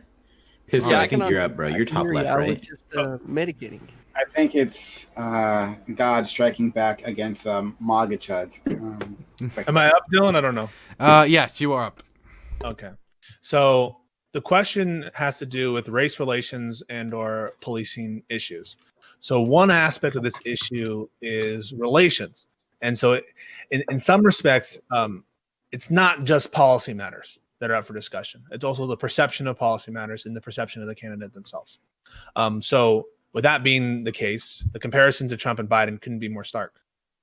Trump, who has used racially charged language all the time, who has equivocated about whether he'll support or not support or tell to stand down and stand by certain groups. Equivocate, of course, means to be, undeciding or purposely coy or not clear about that, which is, I think, a problem.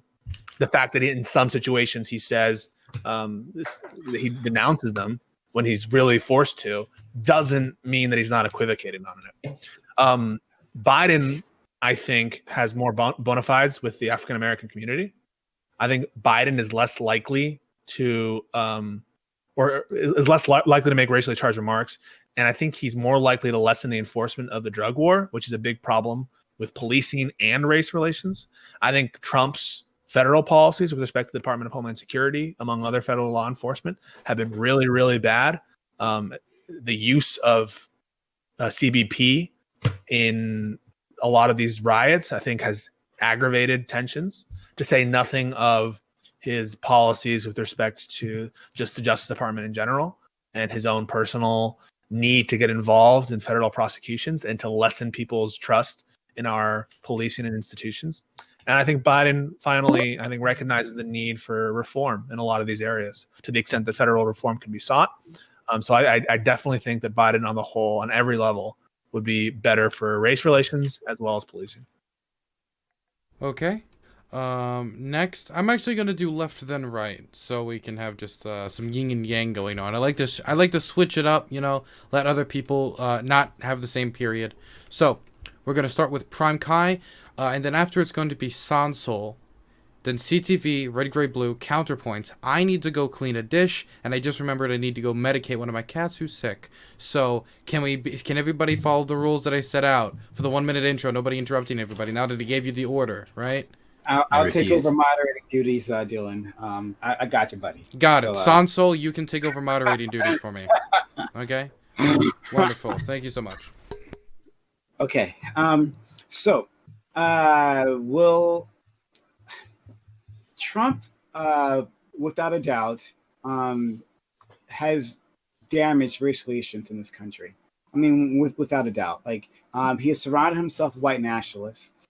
He has attacked minorities and people of different faiths. He has attacked people with different disabilities. I mean, that's not the question, but, just so you know, that's just something that he does, right? He's proven himself to be a person without character, a person without leadership skills, and only his best skill, right? His best skill is being a bully. So Trump has been one of the worst we've ever seen for race relations in this country, because unlike others, he's not like the first racist president. Let's be clear about that. He's certainly not. But he's completely masked off about it, right? In my opinion. Biden, on the other hand, I think, while I don't have much faith in him in general, like I keep saying, at the very least, I think he can. I think he will try his very best. No, excuse me. I won't even say that. He won't even try his best. He will symbolically try to draw us together. I don't know if he will actually put in policies in place to do that. That'll actually do the hard work of dismantling systematic racism. I don't know if he has that in him, but he won't make it worse, right? He won't be putting gas on the fire. Was I supposed to be after you, or was it supposed to be someone? Yeah. Okay. So for me, I think that Biden's going to be significantly better than Trump on race issues. It's just been from before day one, Trump has said a lot of really racially charged things. Just look at even now him talking in dog whistles about suburbs and how they're going to build low-income housing next to your suburbs and ruin them. This is a very obvious dog whistle that if you're not being disingenuous, you would understand that this means that people associate low-income housing with poor African Americans.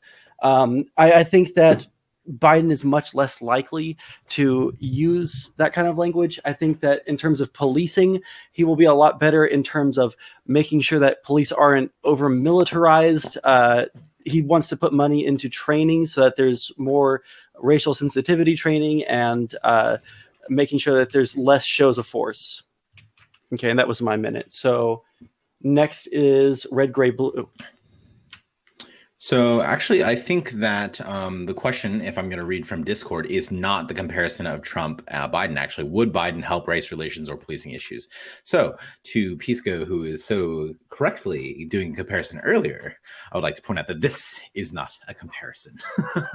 So when it comes to whether or not he will help race relations, don't get me wrong, I see the flaws in the current system, but I think fundamentally there are a lot of things that Biden has done historically and both in the last administration. And when I say historically, I refer to things like previous crime bills, maybe some of the rhetoric that's out there, some of the gaffes that are out there, that you very clearly see he has probably an old school mentality, and that not necessarily going to lend itself to creating a more conducive, positive race relations environment. You had literally Obama and Biden as the last administration, and you don't exactly see the strongest of race relations towards the end of his term. So obviously, we're in this place now today with a president who is not facilitating positive discourse either.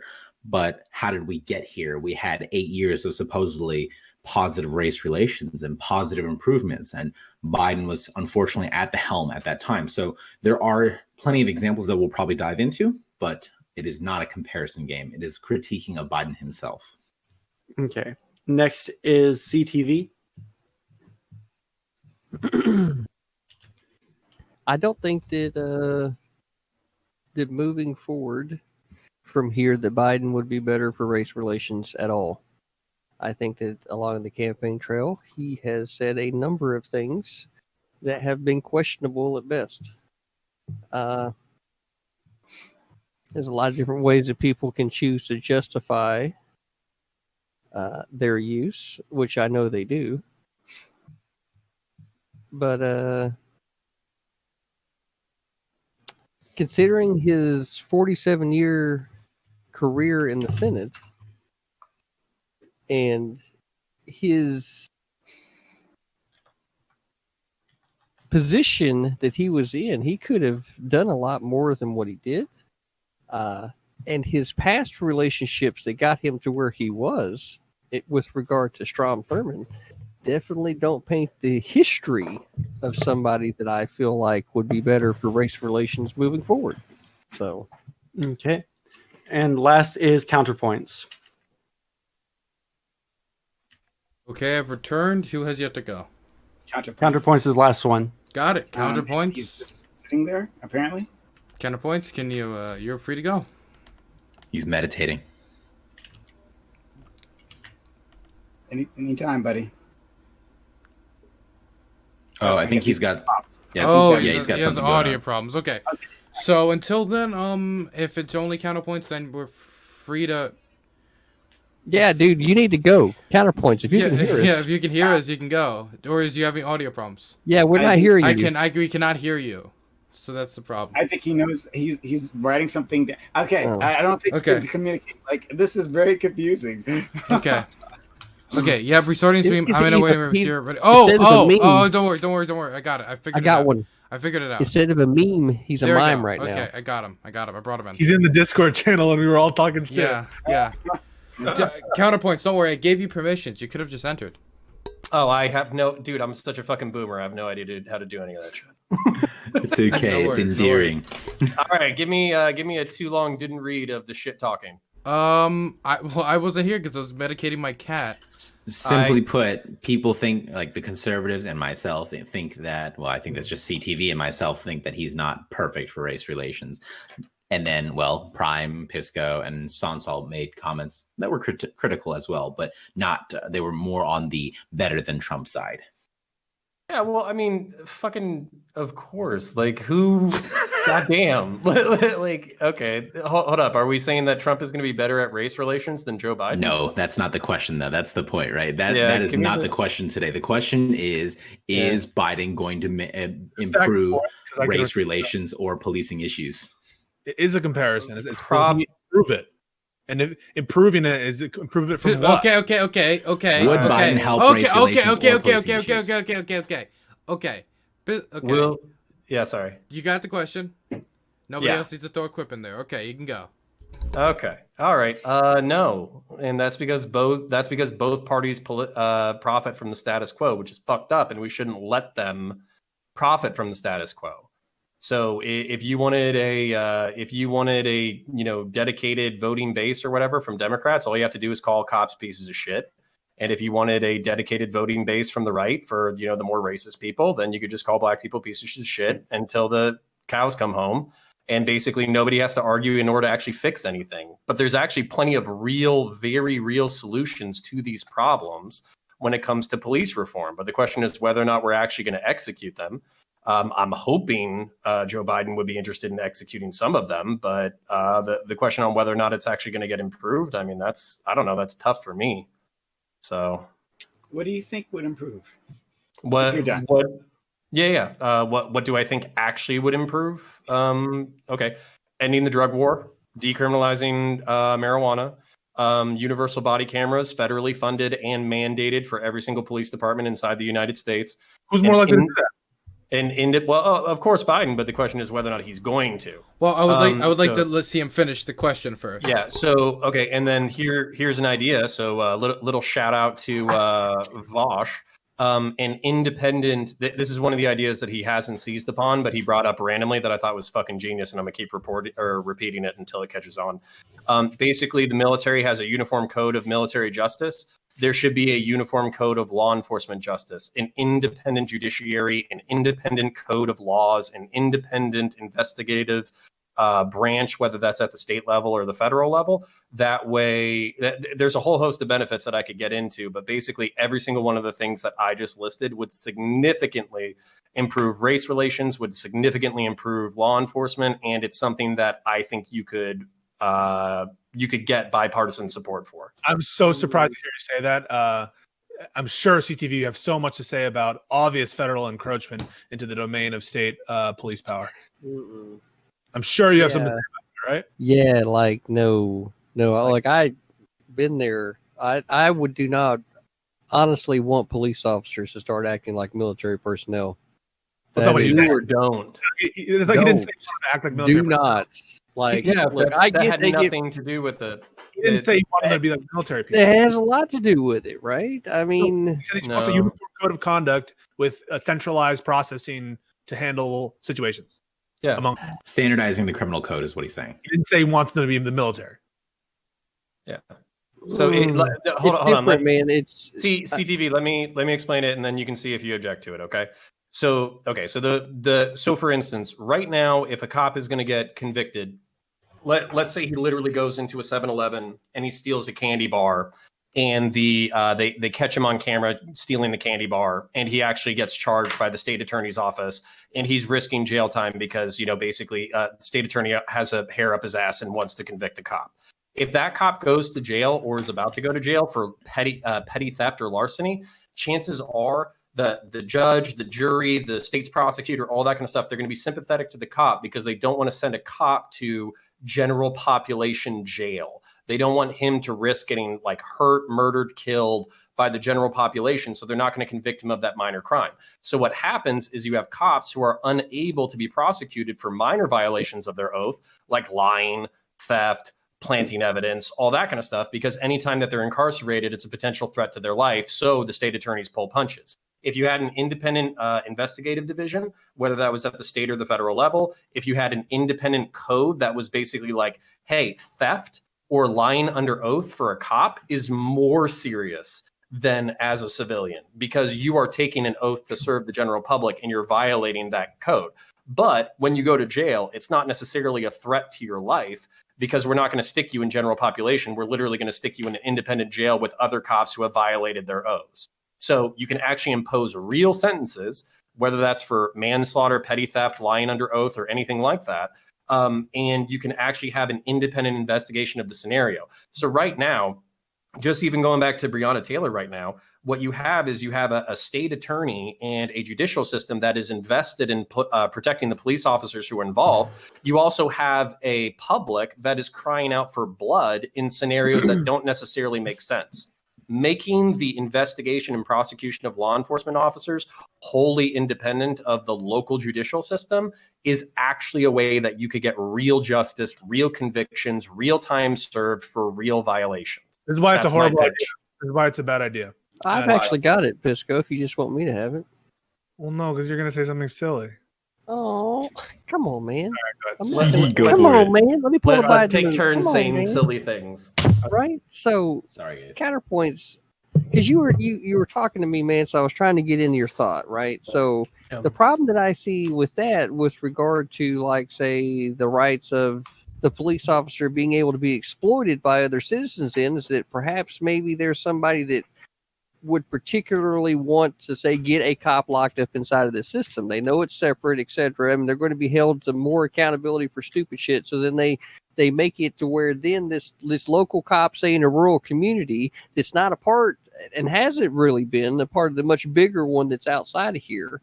But say somebody's got a stick up their ass and they want to do it, they can then pull that local cop out of that community, and now they're shipped off into the system away from their friends and family altogether, right? So that's where that would be Prison's not a a reach, joyride. into the community. I can see where it would be valid to do that, say, in local municipalities in large cities, right? But I can't see, like, setting that up at even state or federal level.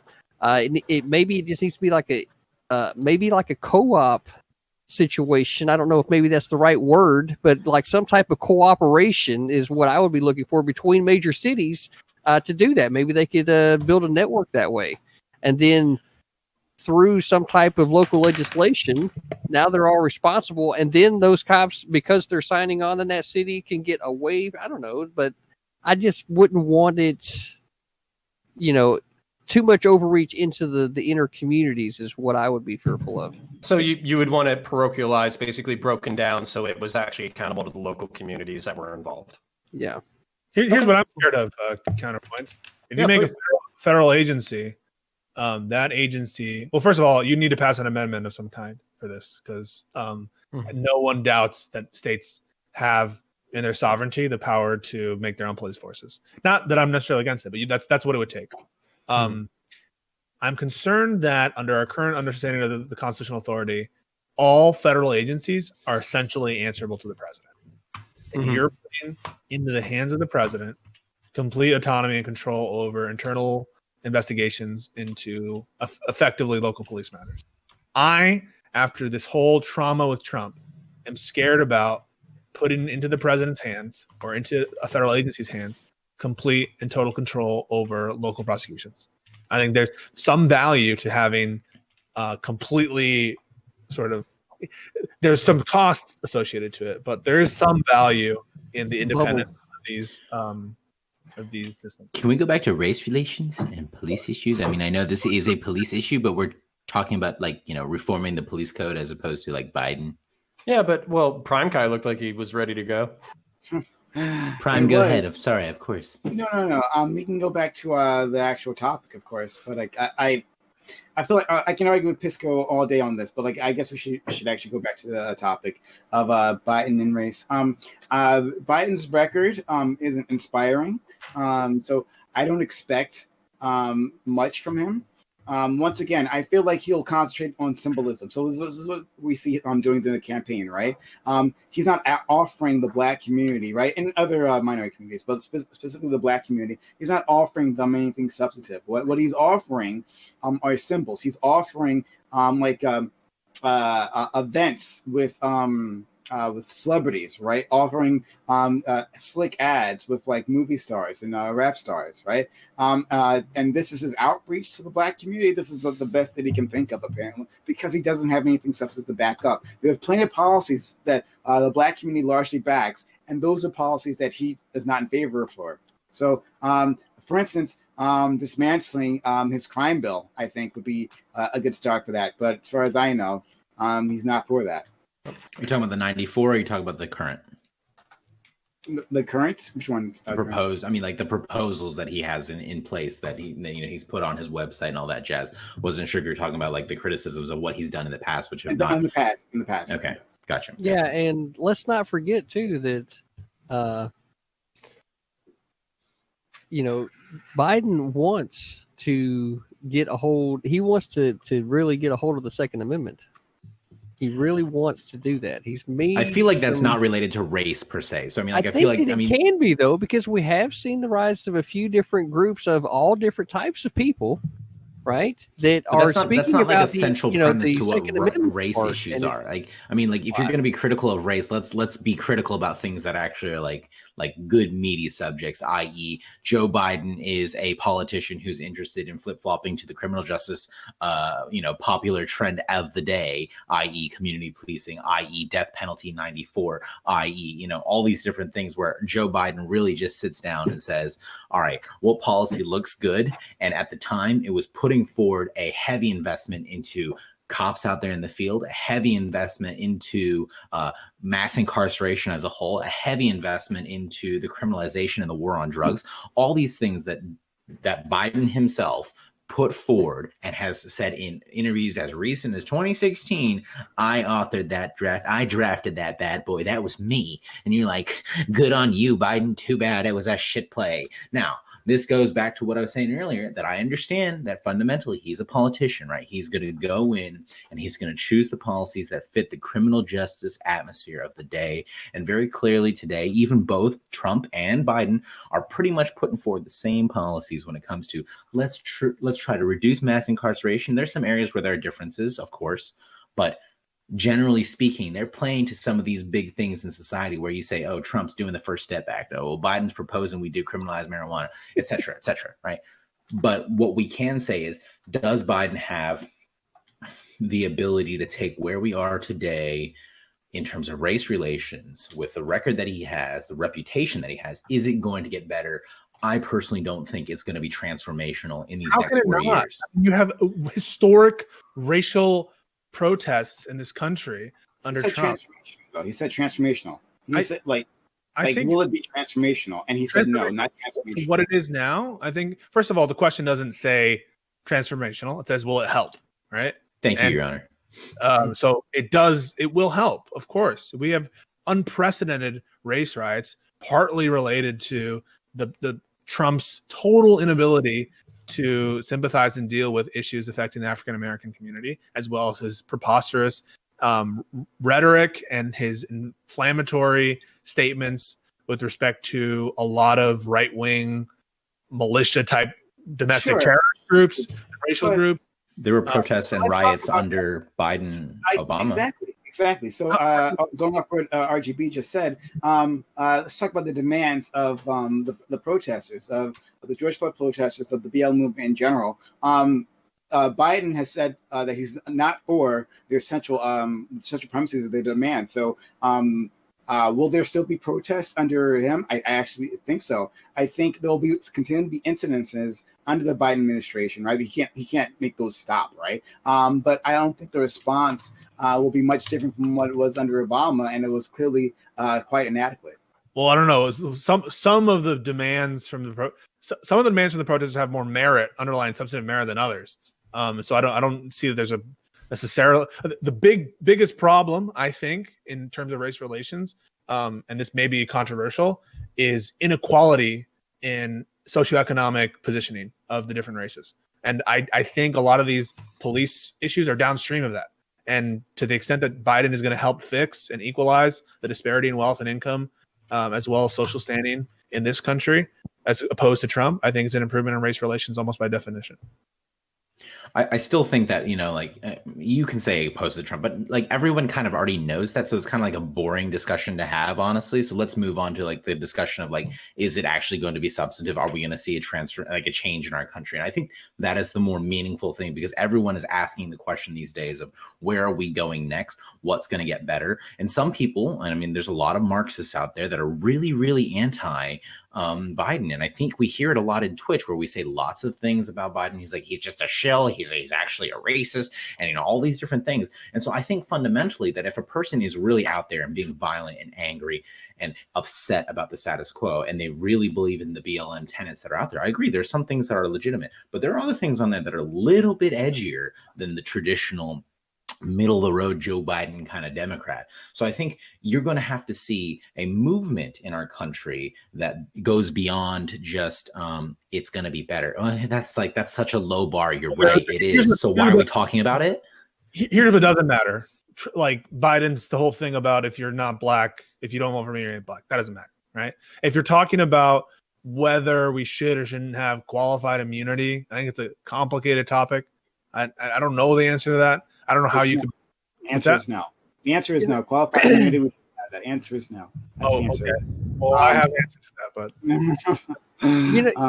like as far as race relations are concerned, we can point this all the way back to the civil rights era, right?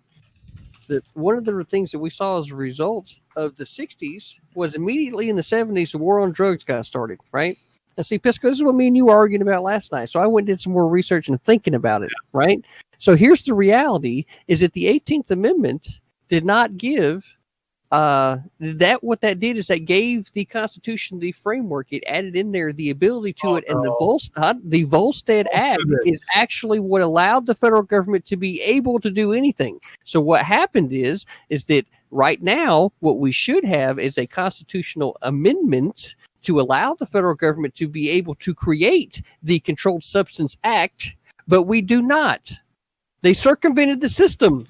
And because of that, that's why we have these race relation problems, or at least the prison system that was created of it. Everything that that's going on is a result of the federal government overstepping its authority in the area of substances. Now, here's the crazy thing that's not the only source, right? That's not the only source. So I agree. You can point a lot of this back to that. The war on drugs has created single fathers or single mother households, right? It's created the welfare state. It's created, all of these tensions across a lot of different lines. So right? I think the drug war is super important, but you're going way too far. You're overstating it. There's way more underlying. I don't know. We got 47 years of Biden being in there doing and contributing exactly in this way.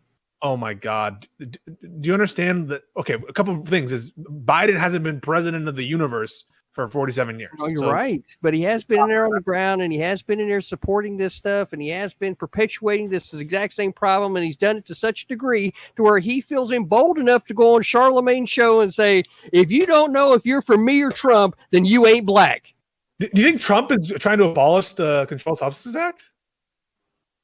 All right, hold on. Before I get knocked off again, I have to say Discord can eat my whole ass. Tasty take. Yeah. So, all right. So hold the fuck up. So, never mind. You guys keep going. I'll catch back up. So, CTV, you must have the impression that Trump is very anti-Controlled Substance Act. He wants to have. No, I don't have that at all. As a matter of fact, that's where I start critiquing conservatives and the hypocrisy of being for the expansion of government. Right, so this is Okay. where you need to get to know CTV, because this is Yeah, exactly amen to that, where, though. like, I critique this hard on conservatives. You say that you're for small government, then why are you for the expansion of power? That doesn't make any fucking sense to me. Okay, so At least it's Biden consistent. has said things that are more in line with decriminalizing on a federal level certain drugs. So he's more on the side of you on that issue. And if you think that's integral to race relations, surely If I could only just believe that what he's saying now discounts the past 47 years, then maybe we can live inside that universe. Biden's never had the power to No, unilaterally. he's had all the All right, subsequent let me- powers that led to the creation of the problem. So why would I want to Okay, give the I ultimate need power to- in the hands of this guy? All right, I got it. I can jump in now. Jesus Christ. Okay, so first off, we need to recognize that fucking politicians are not actually representative of people with principles. Basically, they're going to say whatever jerks off their audience so they can get elected. So the fact that Biden flip-flopped on a fucking issue probably means that he legitimately would move in certain directions to decriminalize marijuana if he thought it would make him popular and that he would get reelected. That's So- called democracy, right? It's not Yeah, nefarious. Well, not necessarily, but I also like people who happen to have like deeply held principles, but that's just me. But then in reference to specifically the the crime bill and all that kind of shit, Zoomers have this like post hoc fucking anti-crime bill perspective, which I'm perfectly fine with. Like policing nowadays is totally fucked. I hate the drug war. But at the same time, you have to understand that we don't live in the same world that we used to. In 1994, we had the highest levels of violence that we had ever seen in the United States. We are now back down to 1960s levels of violence. So the crime wave that was happening in the 1990s was nearly unimaginable to modern people. So is a totalitarian police state based on the war of drugs the actual smart solution, or is that just basically hitting I can't think of an accurate metaphor, but instead of using a scalpel, you're basically using a sledgehammer. Okay, so we use the sledgehammer to get you use fucking the sledgehammer to get crime under control, but now we're talking about throwing away lives in the drug war, human lives, basically disproportionately black and brown, that are getting fucked over by a system that they don't see as representing them. So Don't you have a problem with CTV's formulation here that the sum and end of all the problems with respect to the black community, it's all the drug war? That can't be right. Right? I mean, I don't think CTV said that. So I mean, like to be fair to CTV, right? Because I think generally speaking, I'm with you on some of these issues, Pisco. But at the same time, like at the end of the day, CTV has said that I think it is a big component, and I think that is a fair characterization that to say it has contributed a lot to the at least the criminalization aspect of minority communities. Now, I totally agree with you. There's a huge element behind it in terms of like obviously fundamentally the minority communities have been a little bit disenfranchised historically speaking, a little bit, at least currently and historically, actually broadly. So I think I'm with you on both of these, but I don't think it's fair to say that CTV is only blaming that. Okay. I don't know, and let me kind of work through this, right? Because for me, we go post Civil Rights Act in '64. We get 6 years of what I would just, as a general statement, say relative peace, right? Are you kidding me? After '64, Is it not? The Vietnam War, the fucking No. Hold on, keep it inside the context, right? Don't go, plumb dumb, in the crazy field, right? Right? Because we're talking about domestic policy and these things, right? I think So MLK was killed in '68. Even after the civil rights movement, there were a lot of things that happened like immediately after, people still pushing back on the fact that they passed that bill. It wasn't, it was. No, I get that. What I'm saying you remember is, like Mississippi burning all that shit? Oh Jesus Christ! Never mind. Everything. Okay. Give CTV. I want you to have a piece of time to talk. I want to hear you talk. We go from the Civil Rights Act getting passed, and there were still a lot of things that were happening, and Vietnam happened, right? But what I'm directly saying is that between the government, right, the federal government, where they got this thing passed, the Civil Rights Act, and then they went to the Controlled Substance Act. There were 6 years in between there where they did not know how to be able to, what's the best way to say this, put their finger inside the communities that they wanted to be able to put their fingers inside of, right? So how do we do this, right? Well, it doesn't take but a simple fact check of, typing in war on drugs into Google, right? And then you end up getting to what Nixon's in Rickelman, right? Nixon's what position he held, right? But he said that the reason why that they wanted to do it was they wanted to disrupt the black community with heroin, I believe it was, and they wanted to disrupt the Hispanic communities with marijuana, and they knew that they couldn't do that, Crack. right? Huh? Crack for the black community, I think, right? Rather than heroin. I think that'd be later on. Okay. I'm not. Look, it's a. Continue. They Sorry. use drugs. They use drugs to Gotcha. do that, right? That's the point, right? So they knew that they could affect these communities by criminalizing these drugs, and they did so, right? And after so long, right? Think about it. To begin with, you go from the black community was doing. It wasn't. Please don't tell me that the black community was great in the 60s. Look. Why do you think that it's necessary for you to try to put words in my mouth, Pisco? I didn't put words in your mouth. I said, please don't tell me that's your position. Because it sounded like that you were about to say something that was maybe vaguely similar to that. For me, the comparison comes down to there being a whole family unit, right? Mom, dad, kids, right? So there was a lot more of that in the 60s versus what we saw as a subsequent result when we started seeing a lot of these young men get locked up in prison, right? And they get removed from that environment. So now it's just mom and kids, right? And then we see a rise of violence relatively 20 years later after this through the 90s, which led to the crime bill, right? So there's a measure of lawlessness, and the government itself was responsible for removing a lot of the fathers from the home. Sounds like a pretty good argument for systemic racism. So the problem is the Controlled Substance Act and the federal government's overstep of not passing a constitutional amendment to ban a substance. Prohibition has caused this problem. You acknowledge in our conversation yesterday, you acknowledge that states have sovereignty to pass their drug laws. Most people in this country who are in jail or in prison for drug laws, the overwhelming majority are for state violations. Overwhelming majority. 88% of all people incarcerated are in the state level. Fun fact for the day. So, like, you talk about federal overreach.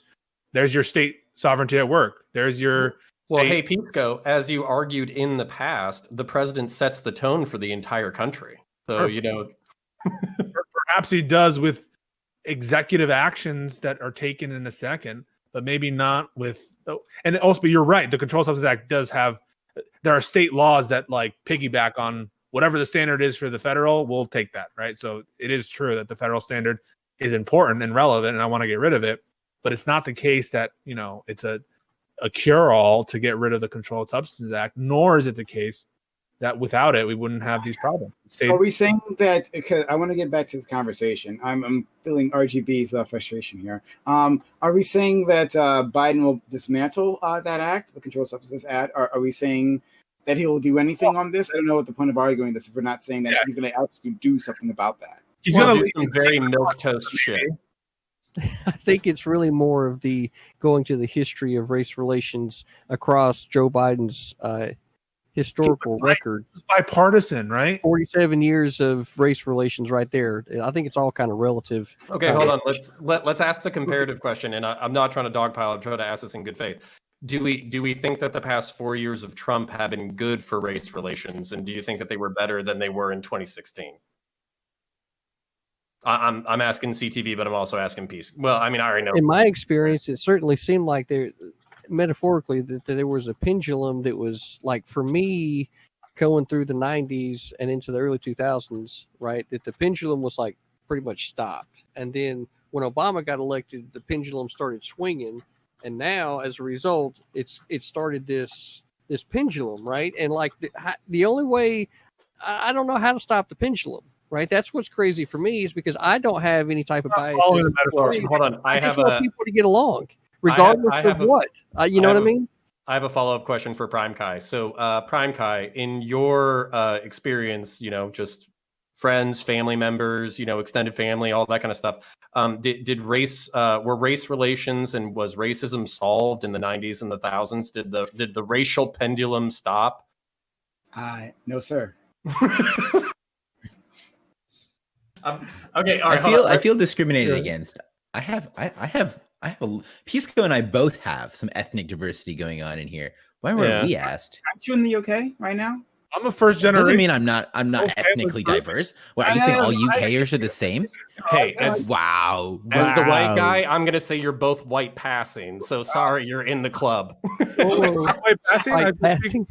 I'm white passing. I just because I'm wearing a suit. I have to say, so one aspect of federal law and race relations, I think, is also relations with the Hispanic community and the Latin community. And on that front, I think Trump couldn't have done a worse job with respect to immigration policy in this country. It's one of the worst things about his administration is his immigration policy. You want to talk about Trump? We're here to talk about Biden. Okay, so I don't think Biden. I think Biden's stance on. Listen, I know it's like an extra step of inferring, but please just assume that I make that step. On your mind, you can't get the red hat off of it. It's okay. No. Like if I'm talking about Trump, it's because I think whatever Biden's going to do is going to be better. And I just read that into any comment I'm making. That kind of goes against the whole definition of the word, though, right? Well, no, it doesn't go against. I don't know what word you're referencing. Trump. Okay, well, I'm saying there's an inferential step that you have to make that when I'm talking about Trump, I'm assuming that Biden's going to do something better. So on immigration, for instance, Trump has made it a policy to fuck over as hard as he can, even legal permanent residents in this country in a really bad way. One of the way he does that is because removable offenses are drug offenses.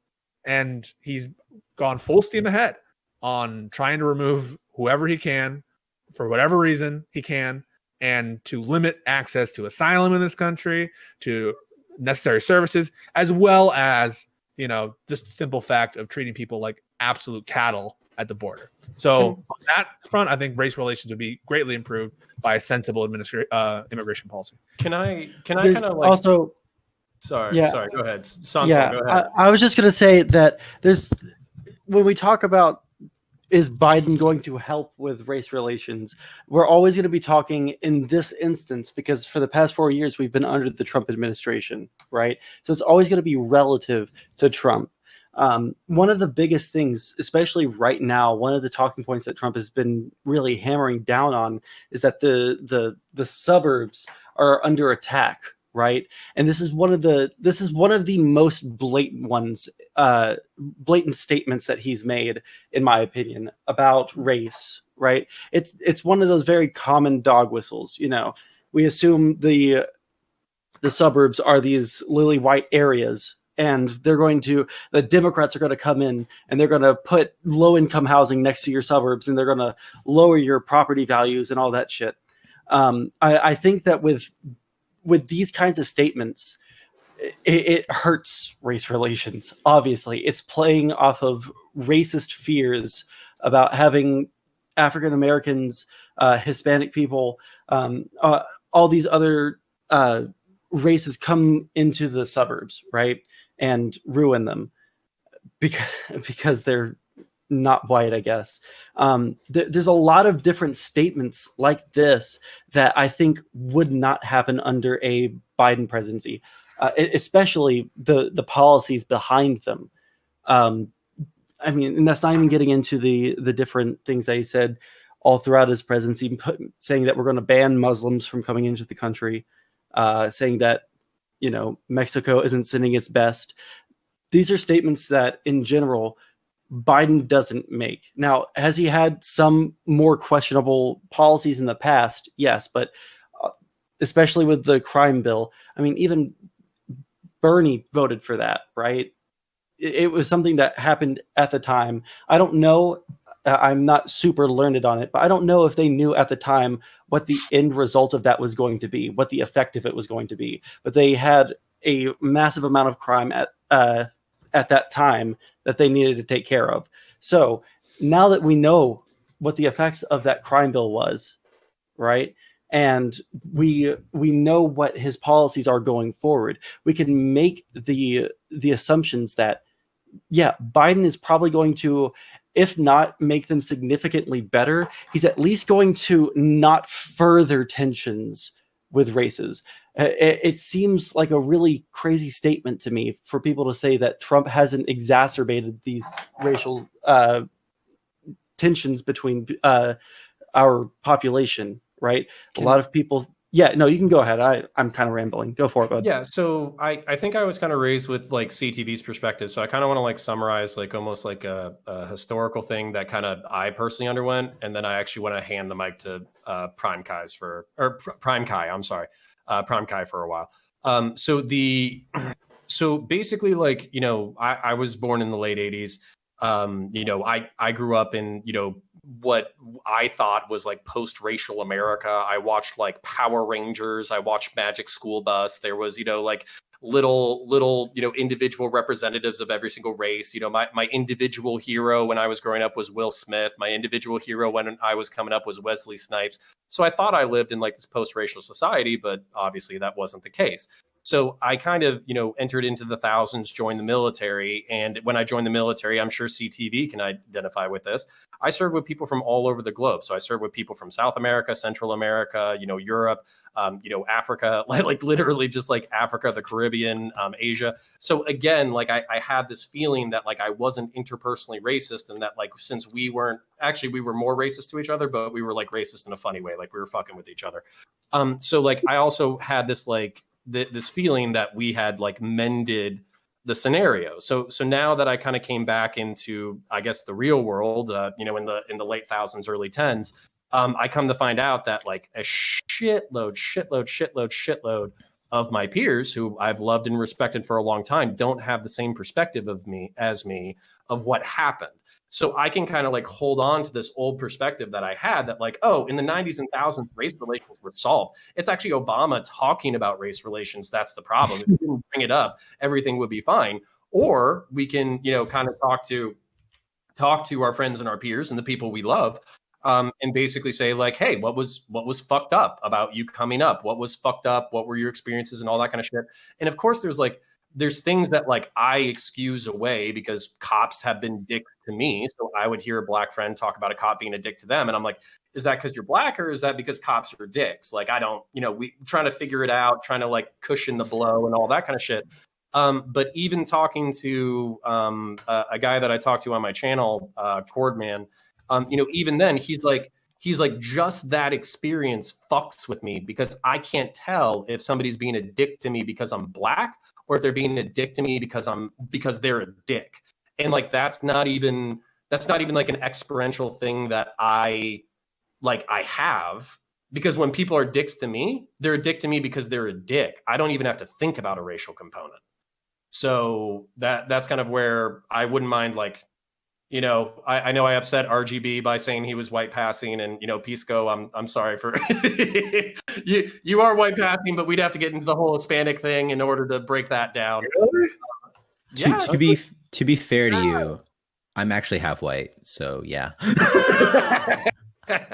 but I kind of want to hand it to Prime Kai, because like, I mean, like, dude, I can talk all this shit, but I mean, he's the motherfucker that has to live with it. We all have to live with it. I'm not trying to diminish Prime's life, but we all have to live with it. And this is, unfortunately, it may be in the giving sense or possibly in the receiving sense, and it's not a good thing, right? And I'm not trying to diminish your point, because I fully agree with what you said, Counter.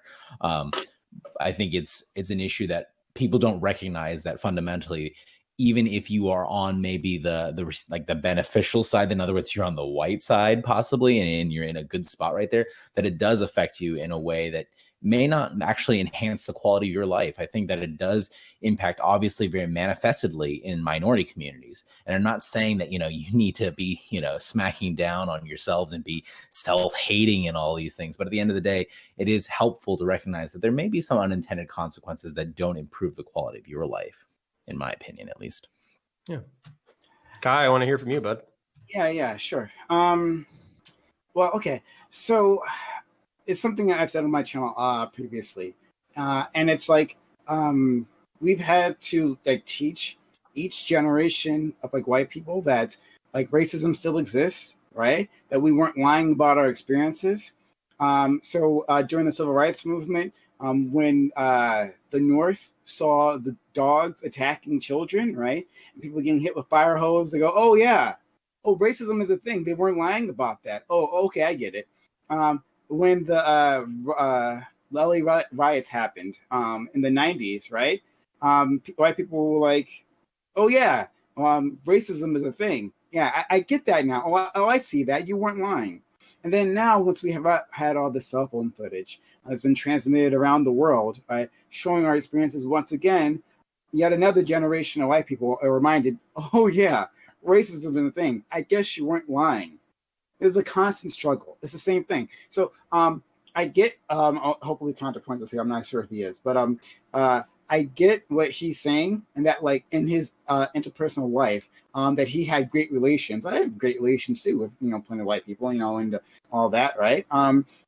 Usually you're Dylan Burns, but not always, but still, it's not a sign of systemic racism. So if I went with just my interpersonal life, then maybe I would say that racism isn't so bad. But I can understand that there are many systems in place that hold myself back and others who look like me, and not just people who are black, right?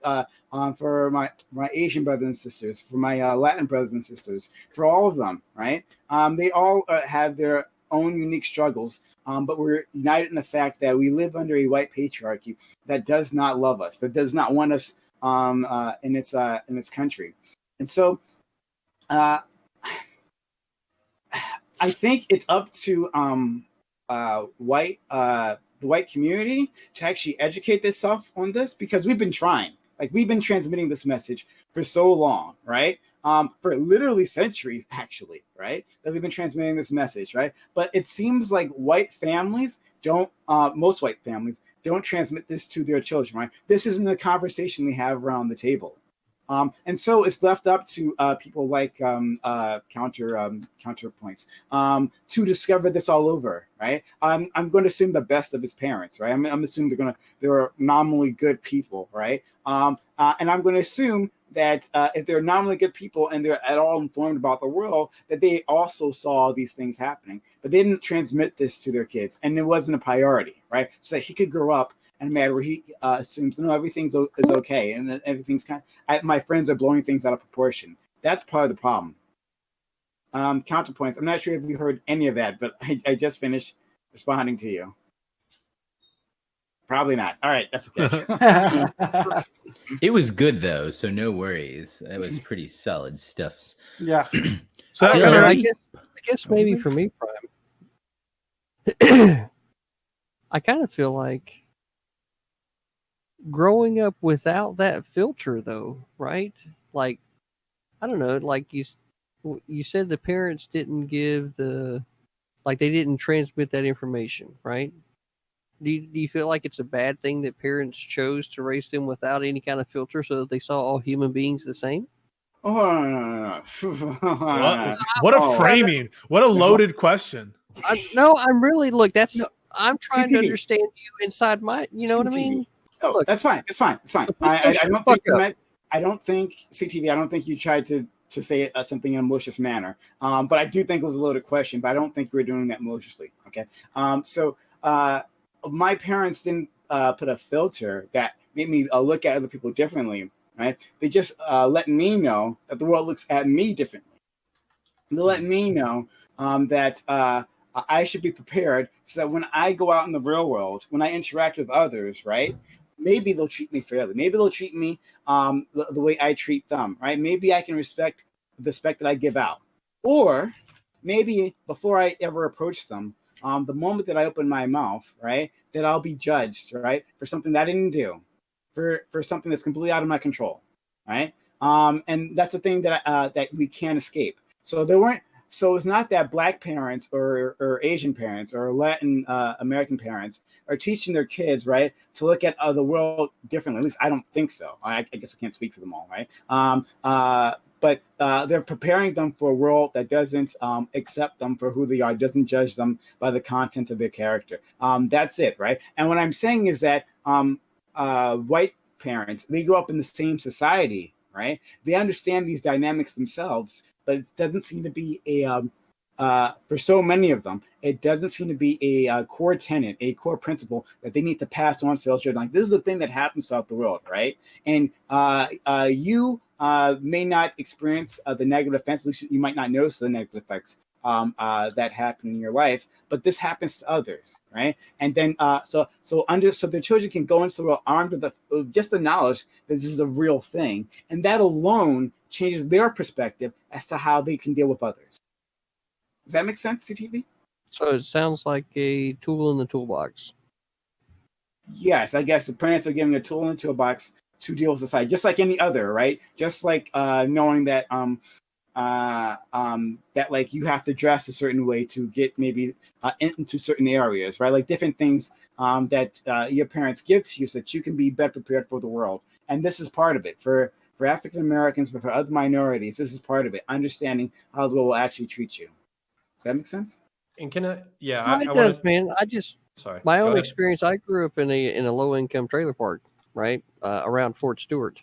My dad was in the army, right, and all of my friends in that trailer park were all black. You know, we go play football. Marcus and Dion, man, I remember playing, football with those guys. Patrick, we used to always get together in the and play regular Nintendo back in the day, right? And I know my anecdotals are always like this, but I never saw them any different, and I felt like that most of the people that were around my age, it was kind of the same thing. Like they're just human beings, right? And I continued that through the 2000s to my military service, and definitely there, like we're all different, but where's the joke in all of it so that we can get the job done at the end of the day? But yeah, no, I don't hear know. you. I wonder sometimes. So if maybe it's like that level of a filter, I don't know that a kid would be able to understand it as we well. can. I'll tell you that black kids can. At least not to the point to where it doesn't become like a malicious thing that holds somebody back. I don't know. Why would it hold me back? It only prepares me to understand the dangers that are outside in the world. There are plenty of dangers beyond racism outside the world. My parents let me know of the ones that they were aware of, right? And this is one of them. This is a danger. It's simply notifying me of that, right? I think from what you're saying, it sounds like you had a similar thought process as to counterpoints. That you dealt with people fairly, at least fairly as you saw it, right? And you didn't, I guess I don't want to put that on you.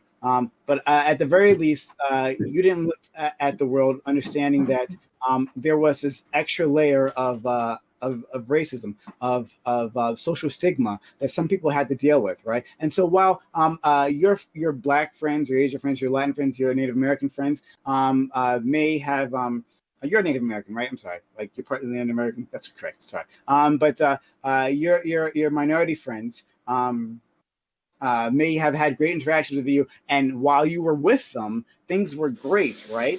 But maybe when they went home, right? Maybe they went home at the situations where they had maybe a mother, right, or a father who just got stopped by the police, right, and had a terrible interaction that affected them somehow, right? Maybe they had a mother that was completely addicted to prescription pain drugs, and a father that was never home because he was not always all at work. reducible to your grand theory of drugs. Nah,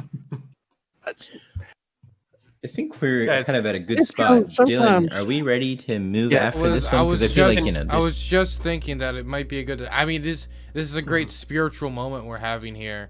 I feel like that moment in Brother Bear where we're all on the mountain and we're all turning into animals or some shit. So let's get into the next topic. I'm too old for that reference. Damn, bro. I'm a rabbit. How are you don't too wanna old turn for into that different animals? reference? How old is Brother Bear? Okay, I'm gonna age myself really quick. That's from 2003. Prime, you're not too old for that.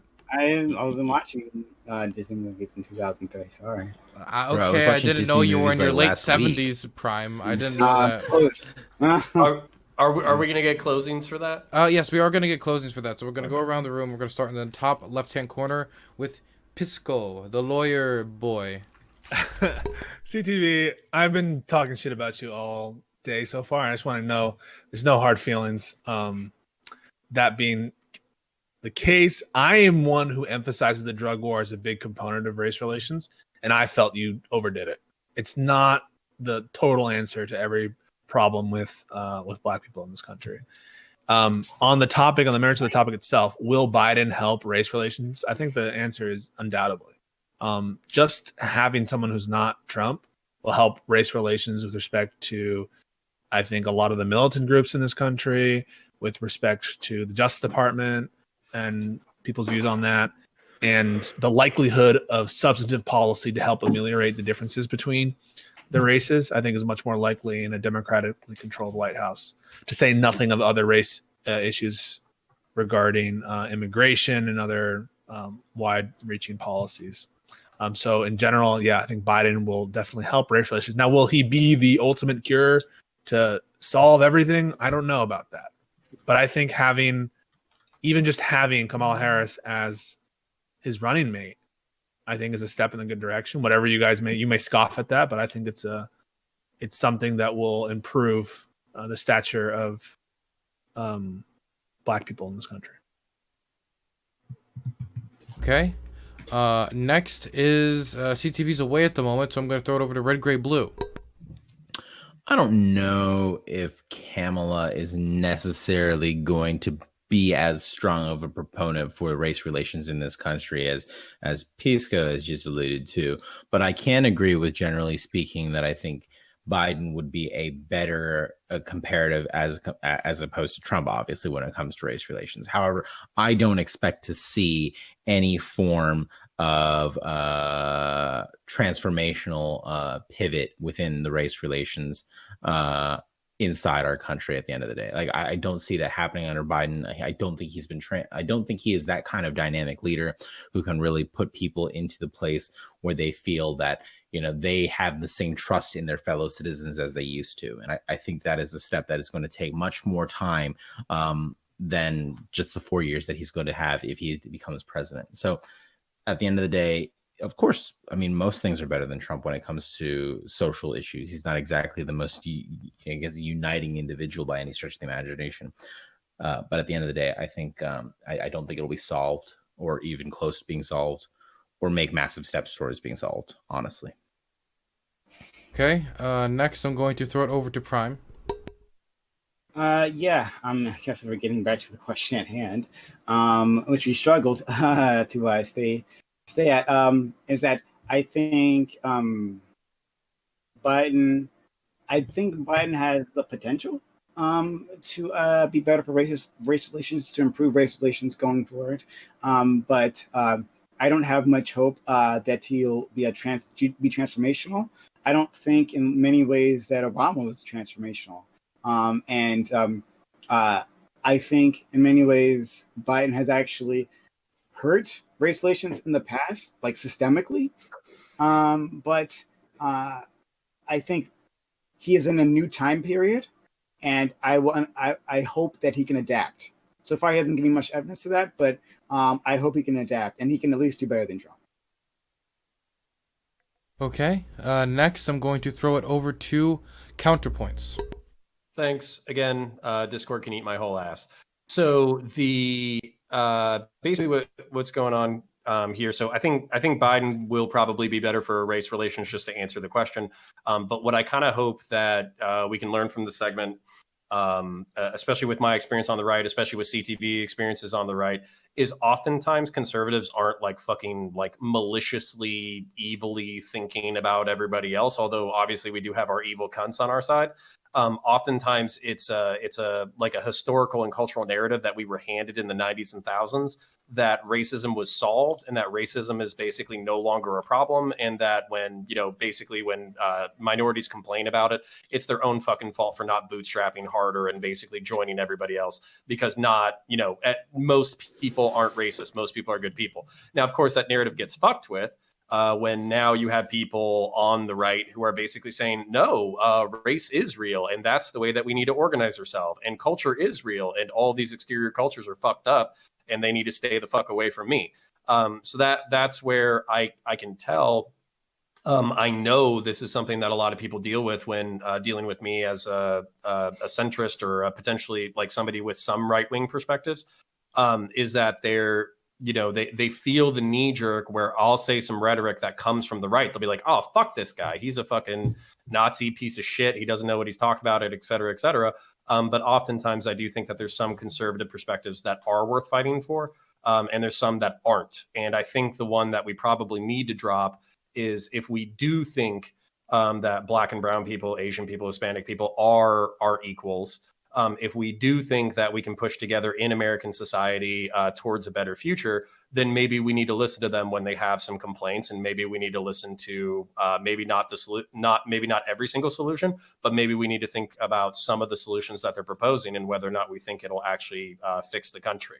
So that's what I'm hoping for, is we can back off this fucking Civil War bullshit and actually start pushing in the same direction. Counterpoints. Did you hear anything of my my response to you previously? Just one. No, I'm sorry. I hope it was beautiful. Look at the pod later on. Appeal to authority here. So my question is you said intros earlier for interruptions, but did that include outros? And I did not see you laugh. You're right. You're right there. That is technically right. No. I am pretty strict about that. I accept Prime Kai's interruption. Well, I laugh on your behalf, Dylan. Yeah, that's not how that works. That's not how that works. That's not how that works. And you know what, CTV? Technically, you also interrupted, and Connor also interrupted. So technically, there's only 3 people right now who are safe, and that's Sonsol, Red Gray, and Pisco. How do you pronounce it, by the way? Pisco. Now you added 2. Gotcha. Okay, so now let's see if we can get the whole panel out here. Let's get the whole panel out here. Red, Gray, Blue, where can I get that hat? All right, I'm going to interrupt him. Yeah. Dylan, you're an asshole. Well, there it is. Okay. Either way, let's go to the last person who, the last 2 people who have yet to talk yet. That'd be Sonsol and then CTV. Okay. Yeah. So, I was largely silent on the latter half of that topic because I felt like the people that were arguing the points that I would make have more experience in that area. So, but in terms of the will Biden help race relations, I think largely everyone here agrees, probably not CTV, but I think that the younger generations kind of understand that there's something fucked going on in our country, and it's been fucked for a very, very long time. And we need to do something about it. Generally speaking, blue or Democrat people, they'll maybe not make it necessarily better as fast as we want, but they move in the right direction in some ways. So I think that Biden will certainly help us in that aspect. In terms of not making things worse, I will die on that hill every single time. He's just not as bad as Trump in terms of rhetoric with race. So I think that, Biden runs away with the race issue every single time. Not necessarily on his own merits, but because of the lack of merits that Trump has. So, that's all I gotta say. Okay, wonderful.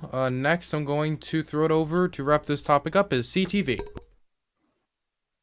Sonsol, I like what you said, man. You posed a question, and I love answering questions, right? And what can we do, right? That's. I think that's the answer that everybody is looking for. The best answer that I can possibly give in all of this is going to be the same thing that I've been arguing with Pisco and will continue to argue with him with, right? Because I believe that every Supreme Court justice that has upheld the federal government's authority by exploiting the Interstate Commerce Clause, right, to justify its actions is actually just as evil as the decision in the Dred Scott case, right? The federal government is justifying its own actions when in reality it needed a constitutional amendment in order to prohibit a substance, right? That is the thing that is fucked. I fully believe it. Now, with that being said, would Biden... No, you can't. Shut the fuck up. Now you're actually muted. Damn. Ooh, look at that. So, would Biden help race relations and or policing issues? The guy's he's been involved with this fucking government for 47 years. 47 years, he's had a lot of chances to be able to look into this problem, to see where the problems were going to be able to pop up and the differences in the communities that they would affect when it comes to rural and urban environments, right? With that being said, the war on drugs has done nothing but abuse the American people, and it's about time that the American people got together in a single voice and held them accountable to our Constitution. They must pass an amendment in order for any substance to be illegal, period. Without the amendment to allow them to, and that's proved by the 18th Amendment, because it listed in there that gave them the power to create the Volstead Act, which was the enforcement wing of that, right? When it was repealed with the 21st, that all went away. So what we have is a situation right now where the federal government has bypassed the amendment process, and it has created the act necessary to enforce without the actual authority. And that's the problem that we have as a nation and as a people, and we need to hold these sons of bitches responsible. Okay, we're going to go into the last topic of the day. Non-topic related comments, sir. Wonderful. What is that? I just want to say thank you to Marty Love for gifting me the sub, and the rest of you guys should. You're Marty Love? Is Marty Love one of your people, Pisco? He's your brother. How exciting! Aw. How so great is that? Thank you, Marty Love, for the kind generosity, and Pisco Ohana. Thank you so much, and everyone, sub Dylan. Thank you so much. Thank you so much for the support. I really appreciate that. Any support, direct donos, subos, any of it is appreciated. But at the end of the day, your viewership is what I want. And your money. Mostly your money. I want your money. Give me your money. Okay. Let's go into the last topic of the night.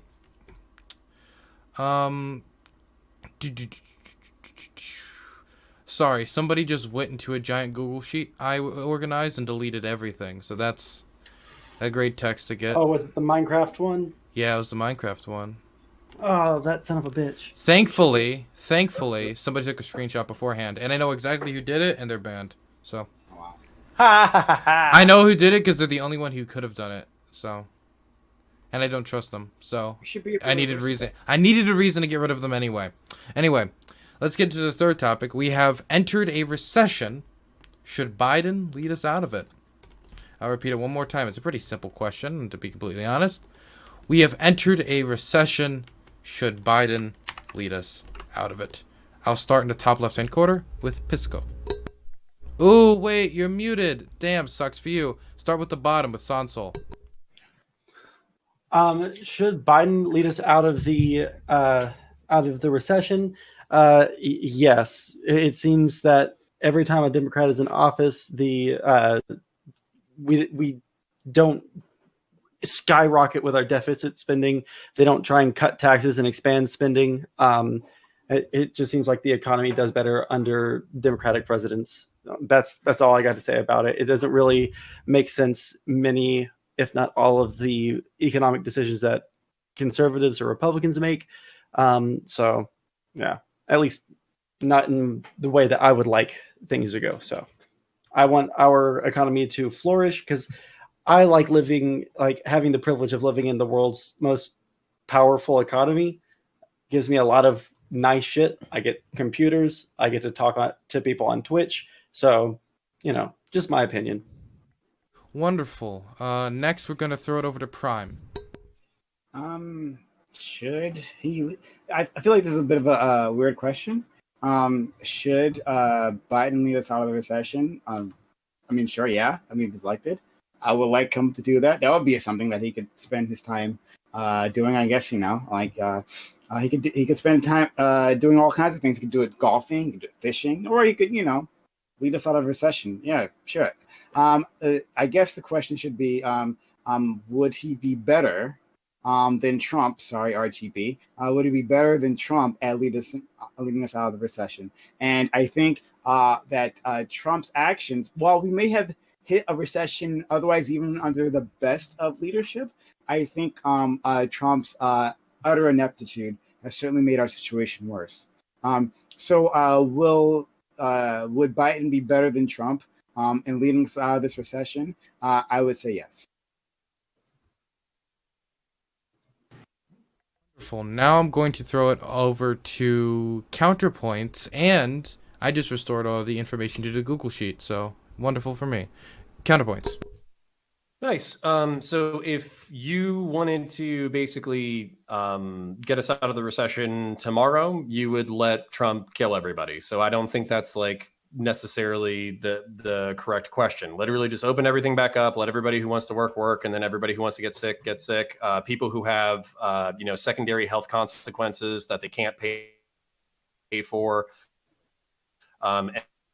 end up basically just You are cutting out a COVID, lot near at the instantaneously moment. because the economy's back. No shit.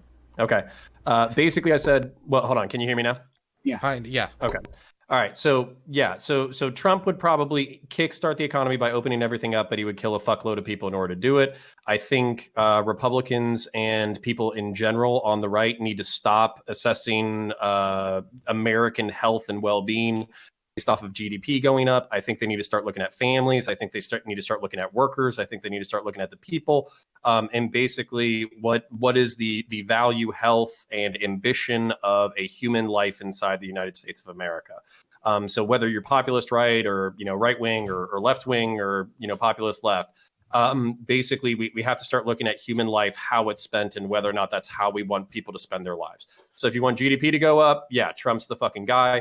If you want life for human beings to get marginally, incrementally better than a Republican administration, then you probably need to vote Democrat, even if it's marginal, symbolic, or incremental. Okay, next we're going to throw it over to Red, Gray, Blue. Yeah, I feel like a real peasant around counterpoints. So, I think all I really need to say is that fundamentally, I think that all that commentary, I really agree with it. I am obviously critical of some of the Biden policies because I do have my conservative leaning tilts, especially when it comes to the taxation policy. I don't think it is conducive for growing an economy. I don't think that it is logical either, because most of the criticism that you hear is against the ultra wealthy, and the individuals that he's taxing are actually more of an assault on admittedly wealthy individuals because they make over $400,000 a year, but those are also the ones that tend to be a lot more aligned with job creation as opposed to the people that are ultra billionaires and ultra wealthy who tend to focus on investment income. So to me, I think there's an issue with the tax code, and I think some of those things will be challenges for the Democratic administration. But as far as a comprehensive economic plan that is like coherent other than just deregulate, good luck guys, is probably an economic policy that was not necessarily sustainable in a blind faith fashion. I think that Biden could do some good things, and I think there might be some other issues as well. Somebody in Ankar in chat, who I know very well, just said, can you pretend to get some ballast panels? Ankar, I'm sorry, unlike you, I can't find many people who get angry at interracial couples in TV ads. Unlike many people, I don't know many people who host that position like you do. I'm sorry. So you're just going to have to live with it. Just going to have to live with it. We're going to pass it over now to CTV. And I'm trying to fix my video. I will fix it in a moment, guys. All right, so we have entered a recession. Should Biden lead us out of it? That's a pretty big damn assumption, ain't it? So, not only no, but hell no. Like, what the fuck are y'all thinking? Y'all got to be fucking crazy if you think this guy, right, that comes on national TV and says the things that he says, like, if you don't know if you're for me, right, or Trump, then you ain't black, right? Or any of the other things that he's been responsible for through the Obama administration, where he could have, helped make some different decisions but didn't, or when he was a senator and, voted on things that could have helped or not helped. He just doesn't have a good record, right? So Trump has been far better at job creation. That's just facts, right? Across all of the minority communities. That's just facts, right? As far as looking at American families with that, the way in which this system works currently, and unless it's, magically going to change overnight, everybody's got to be able to have some bennies, right? You want to be able to put food on the table, you got to have money, unless you're willing to go out there and fucking start a farm. And I don't know that I've talked to anybody on Twitch so far that even has a clue as to how to do parts of that. Right? Been a couple of people, but most people they don't know. It takes a lot of fucking work, right? You got, they understand at least that much. So the Democrat side of things is really where a lot of the problems end up falling apart. I'm sure that we're going to be getting into that in this discussion, and I am looking forward to doing just that. Okay. We're going to go over now to... I think we had everybody, so we're going to go into the first topic. Pisco, I'm going to put on your timer for 5 minutes. You can talk afterwards. So good. Can I say, so I want to hop in there real quick because, one of the things that CTV said was like, I can't believe that you would do that. But the issue is that even under the prior Democratic administration, that they actually created more jobs in the first 3 years than they did in this current year. Now, don't get me wrong. I don't like Democratic economic policies, generally speaking. But I do want to point out that interventionism is not necessarily specific to Democrats, right? And that you're actually seeing a huge push right now by the Trump administration to put forward more interventionism when it comes to the economic stimulus packages. And what you're seeing in the last bill actually had a ton of pork in it, i.e. FBI building improvements, i.e. military spending, pork all over the place. So to me, it's not really a question of like, what really can you show me? Because honestly, there is no argument that says fundamentally the Democrat team is like so purely evil and like going to destroy America's economy that really is coherent or cogent. So maybe there's some criticism that you can lob out there, like the tax code, but let's hear those points as opposed to saying I can't believe, because that's not a criticism. That's not fact-based. That's not evidentiary in any way. So let's start with some facts. Can we all enjoy 10 seconds of silence while Pisco just seethes while he's muted? Oh, it's good. It is quite nice. Good idea. All right, so 10 seconds of silence.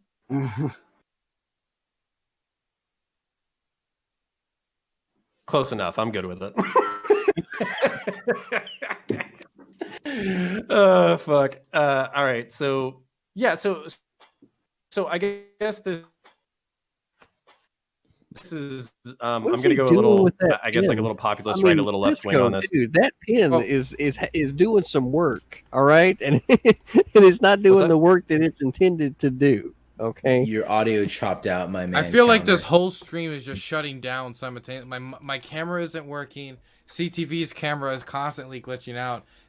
Sansol's frozen. Sansol's frozen. Am I frozen? Pisco is just muted, and now Connor's disconnected. I feel like the whole thing is devolving. Why am I frozen? Oh no! Can you hear me now? Because I can still hear you guys. I can hear you. I just can't see you. We can't see you anymore. That's totally fine. If you guys can hear me, we can. So okay, excellent. So just I was actually on the east side of Orlando in like a really rural community. And this was the 2007 recession, and basically a conservative rural farmer walks into, I was selling cell phones at the time. And we were basically just talking about the economy and politics and all that kind of shit. And basically what he said was, they sure know how to keep the small man small. And that really fucked with my head, because he basically was implying that the entire federal and economic and corporate system was a game of musical chairs that the ultra wealthy were playing, and that we didn't know when the music stopped. And that's actually what I think capitalism kind of is, and what the boom and bust cycle of capitalism is. It's a game of musical chairs, and you don't know when the music's going to stop, but the rich people do. So that's kind of where, with Trump, this conspiracy theory that this guy kind of planted in my brain a decade ago, basically that's where I'm wondering where, if rich people basically withhold economic growth as much as they want to during a Democratic administration, when they're going to get the shit taxed out of them. And then as soon as somebody comes in and they're like, oh, we're going to do deficit spending and we're going to cut taxes, they're like, fuck it, free market, let's go. And then they just make the economy boom and then bust. But basically, like, that might be a little bit too conspiratorial. That might be a little bit too, organized for what actually goes on. But at the same time, I can't help but feel that, like, basically we've been orchestrated to be fucked as the working class and middle class.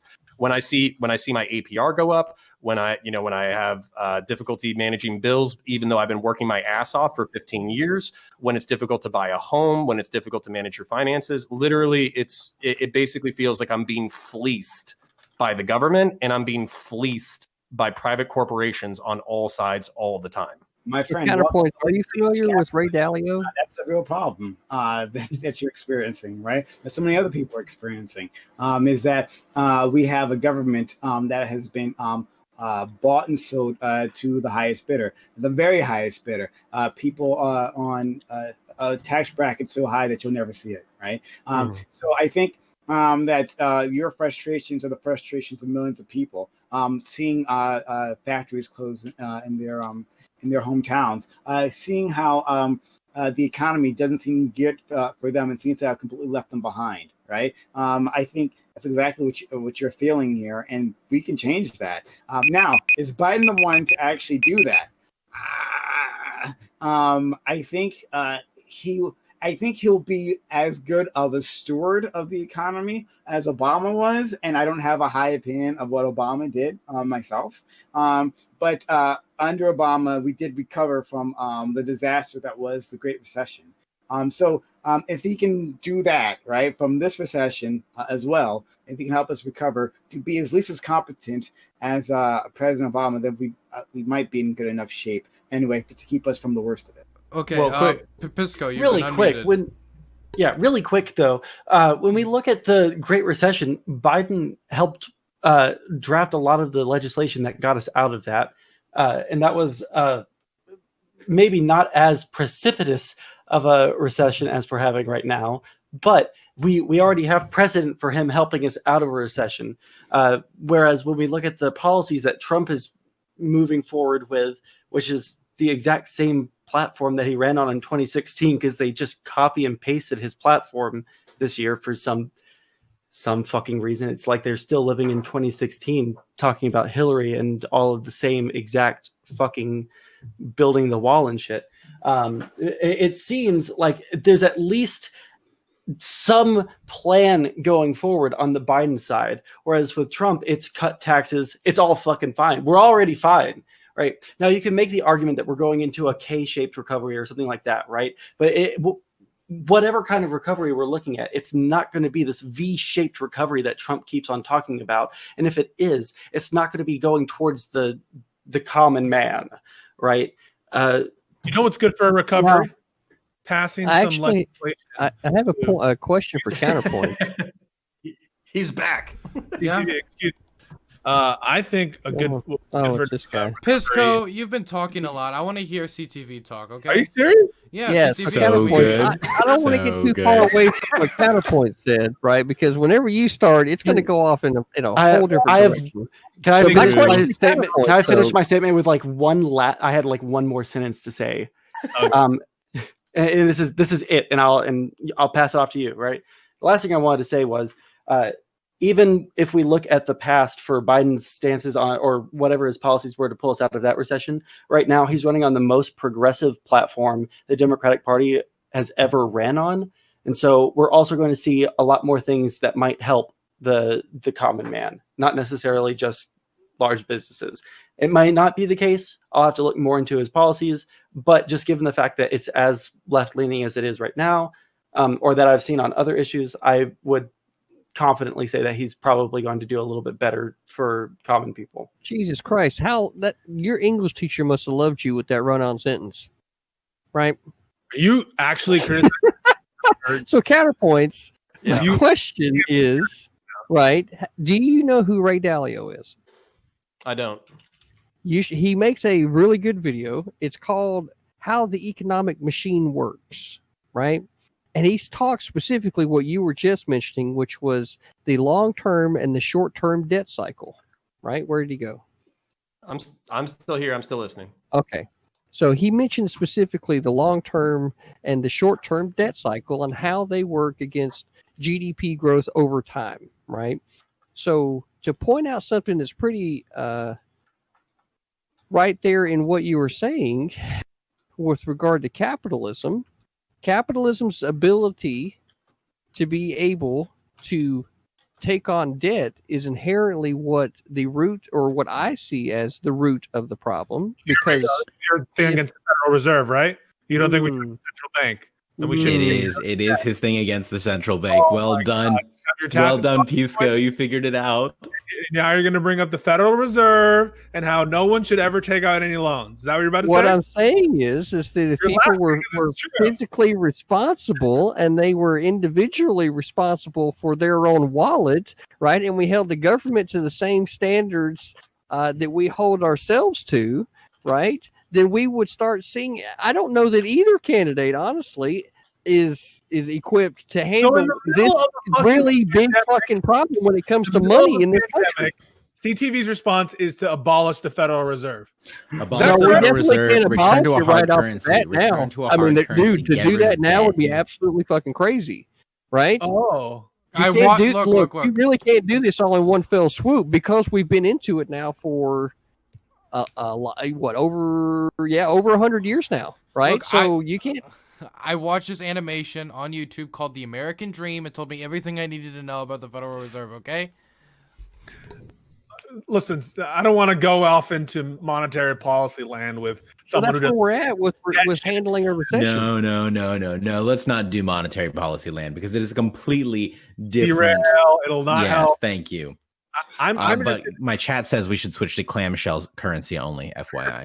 Yeah, seashells. I'm curious, CTV, if you think it's an effective policy for the President of the United States to shut down negotiations over needed relief, fiscal relief. I think that was a worthwhile policy. Well, what was the policy? Not to engage with Congress.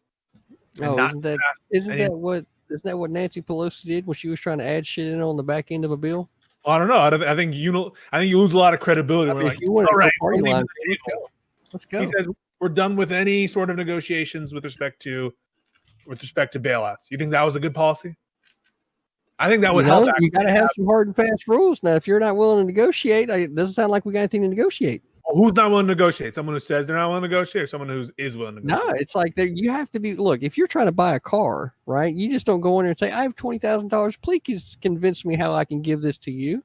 Right? No, you go in there and you say, "Look, I got $20,000. If you want to earn my business, you're going to have to give me some good quality for my dollar." Right? And you go in there and you argue and haggle for the best deal possible. You just don't go in there and just lop on over. Right? Then they're just going to get all your money. You're going to get a shit car, and you're going to be complaining 2 more years, all because you didn't have the negotiating skills to be able to navigate your way through this entire process. I don't think you understand how politics works. I think that's exactly how politics works. I feel like you've just described a car dealership. Well, no, you've described a car dealership, not the Senate, a place literally about compromise. CTV also, like the key rule of negotiation is credibility. And if you say you're about to leave the table or something's non-negotiable, and then you come back like a little, I'm not even going to say the word, 5 seconds later to say, "Oh, actually, I am willing to negotiate," that undermines your credibility for the negotiation. It's not a good tactic for Trump, but though it's keeping in, I think, concert with his business failures that were revealed, while he was diagnosed with coronavirus that same week. So to be honest with you, it's totally consistent with him as a failed businessman as well, that he would have this failed negotiation strategy. But I don't think it's good for such a great trade negotiator. The trade war is done. And so is the peace deal with North Korea. And so is that deal with Iran. They're all done, guys. We just missed our it. Trade deficit with China is increasing too. And that was a key point of contention.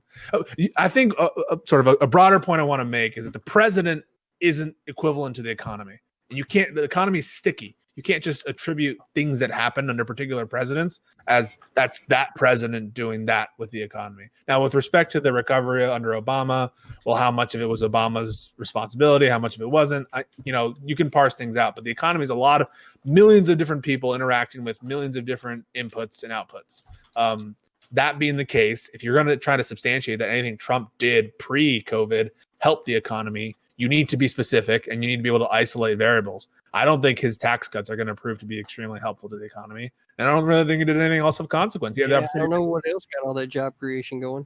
Well, the job creation was from before. As a reminder, there were more jobs created under the Obama administration prior than to this administration. So actually the job growth shrank in between administrations. So if you're going to attribute it to the tax cuts, they seem to be doing less than. Sorry, say again. So we'll say record low unemployment. Like I said, if you're listening to any of the stats, somehow you just attributed the record low unemployment to all of Trump. Yet I just literally told you the fastest growth in job numbers came from the first 3 years of the Obama administration, as opposed to the tiny numbers that are growing from the Trump administration. And yet your answer is to tell me the cumulative number is good, therefore Trump wins. Oh, wow. Weird math. But all right. Yeah. Checkmate again, liberal.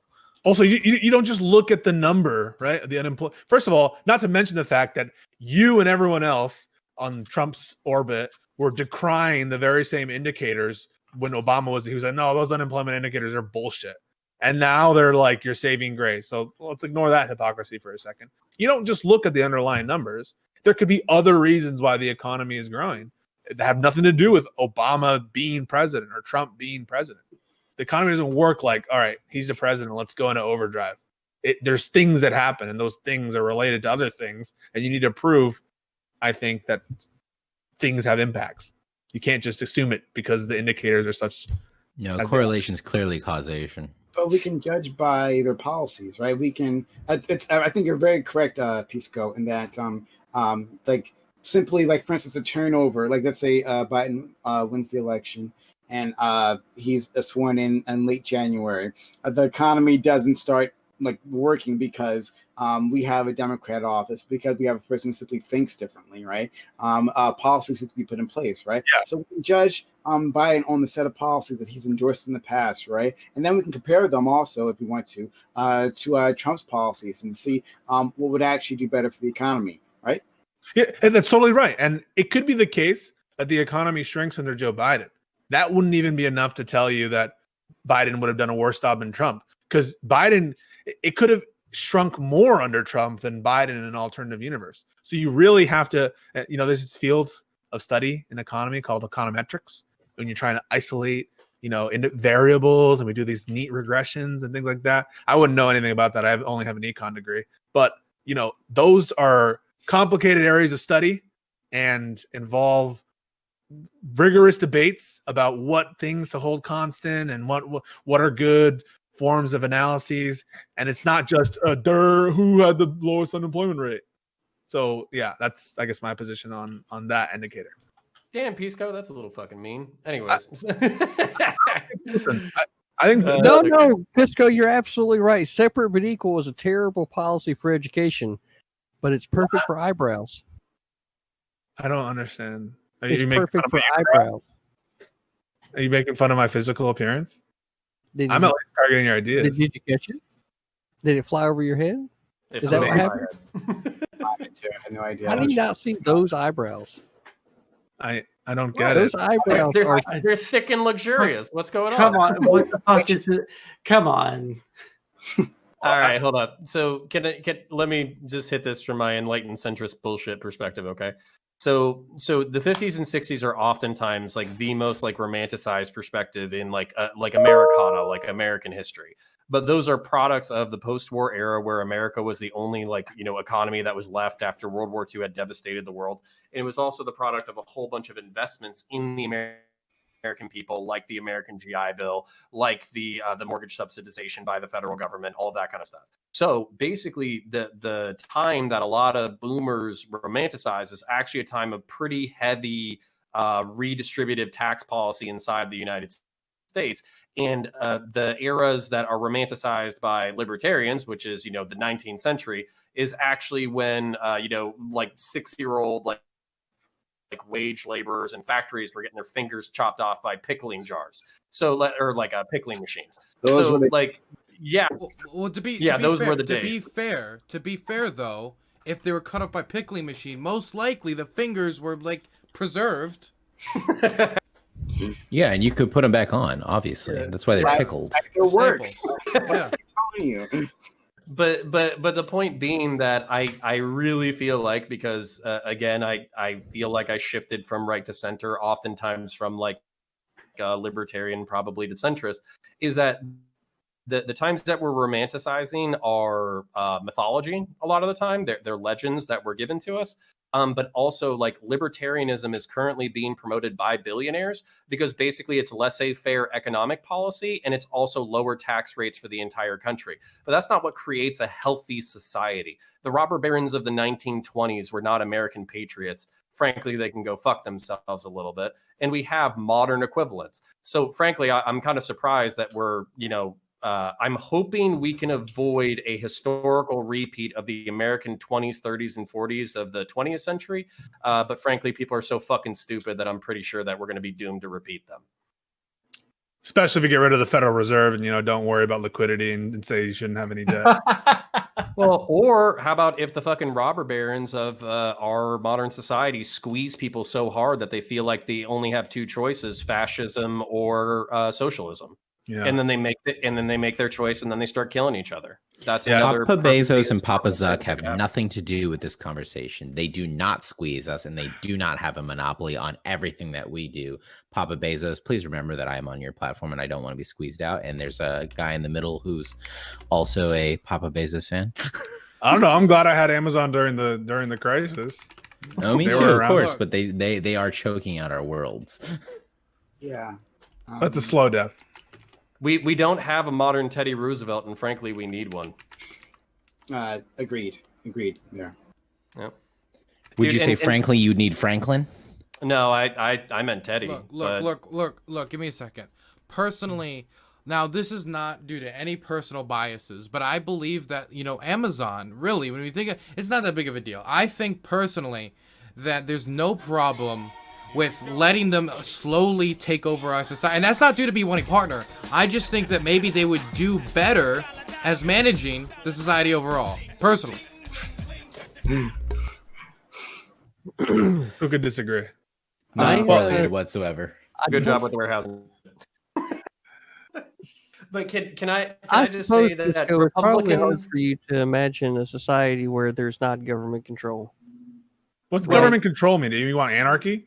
Okay, hold on. Let me say this, because CTV, I don't think you can imagine a world where a Republican stands up for the environment or stands up for breaking up financial institutions or breaking up corporations. But that's exactly who Teddy Roosevelt was. He loved the environment because he was a hunter. He was still, I think anti-military industrial complex because he was a volunteer. He was a progressive. Was he a progressive? Fuck. I mean, he was literally called. His party was like the Progressive Party. So did I just? Yeah. So was he not a Republican at all? He was a Republican. Okay. Yeah. Okay. All right. Good. Thank God. All right. Sorry. I thought I fucking landed flat-footed. I really hate the fucking argument about the big government. It's always so vague. There's never any. I love getting interrupted though. I'm not. Wait, were you just talking, or was someone else? Am I fucking? There was two layers of interruption. It was. Okay. And I wasn't trying to roast, by the way. I'm just trying to say that I think Republicans need to think about environmentalism as not some pussy tree hugging bullshit that only lefties can care about, and they need to think about the health and well-being of families as not some hippie pussy bullshit that only lefties can care about. Yeah, I think that's a false dichotomy. But to be fair, it does sound like some hippie pussy bullshit, though. I mean, agreed. but we gotta, we do have to care about families at some point, and we do have to care about the environment at some point. You're not a conservative if you don't chain yourself to a tree in a park, Yeah. CTV, you were gonna say something and campy. Can you? Let's let you finish that. CTV. TV, yeah, you did want to talk earlier about government control.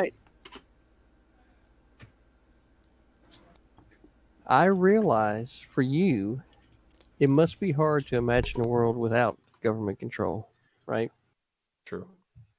It's got to be hard. You've grown up with all types of government control around you in every single aspect of your life, right?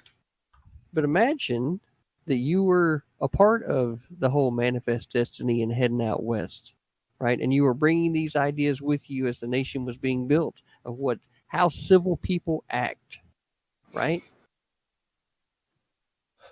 The currency wasn't being controlled by the Federal Reserve then. Capitalism was not able to take on debt from the future. and Can I bring stop there? Can we stop there? Which is what? Yeah, No, before we you go got too no. far. Well, No, no. I want to. I want to I hear. really him liked finish. the Wild West when I everyone was wanna- contracting cholera and I you no. know. Okay, everybody, look. When I talk, everybody shuts up. I want to hear him finish this Wake the Beast moment he's having. Okay.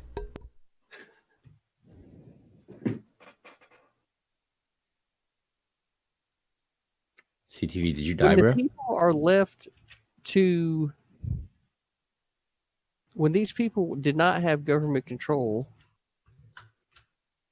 on them all the time, and they acted, Jesus Christ, you know what? You know what? I'm just done. Why? You know, You I okay? tried. No, look. I'm tired of getting fucking interrupted, especially when it's very obvious and I'm in the middle of fucking saying something, and I'm trying to genuinely participate in the goddamn conversation. And I got Pisco over there acting like a goddamn adolescent in his fucking 20s and doesn't know how to keep his goddamn mouth shut. Right? Okay. That's what CTV, I think you're on CTV. I Right? think you're on. I think you're lagged. I think you're lagged because we were The- all silent while you were talking. I think Yeah. you're just lagging a little bit, buddy. Because we were all quiet while you were talking. I just think there's a little bit of lag, bud. I swear. Someone sent me a funny picture. That's why I was laughing, but I didn't say anything. We didn't say anything. None of us said a thing.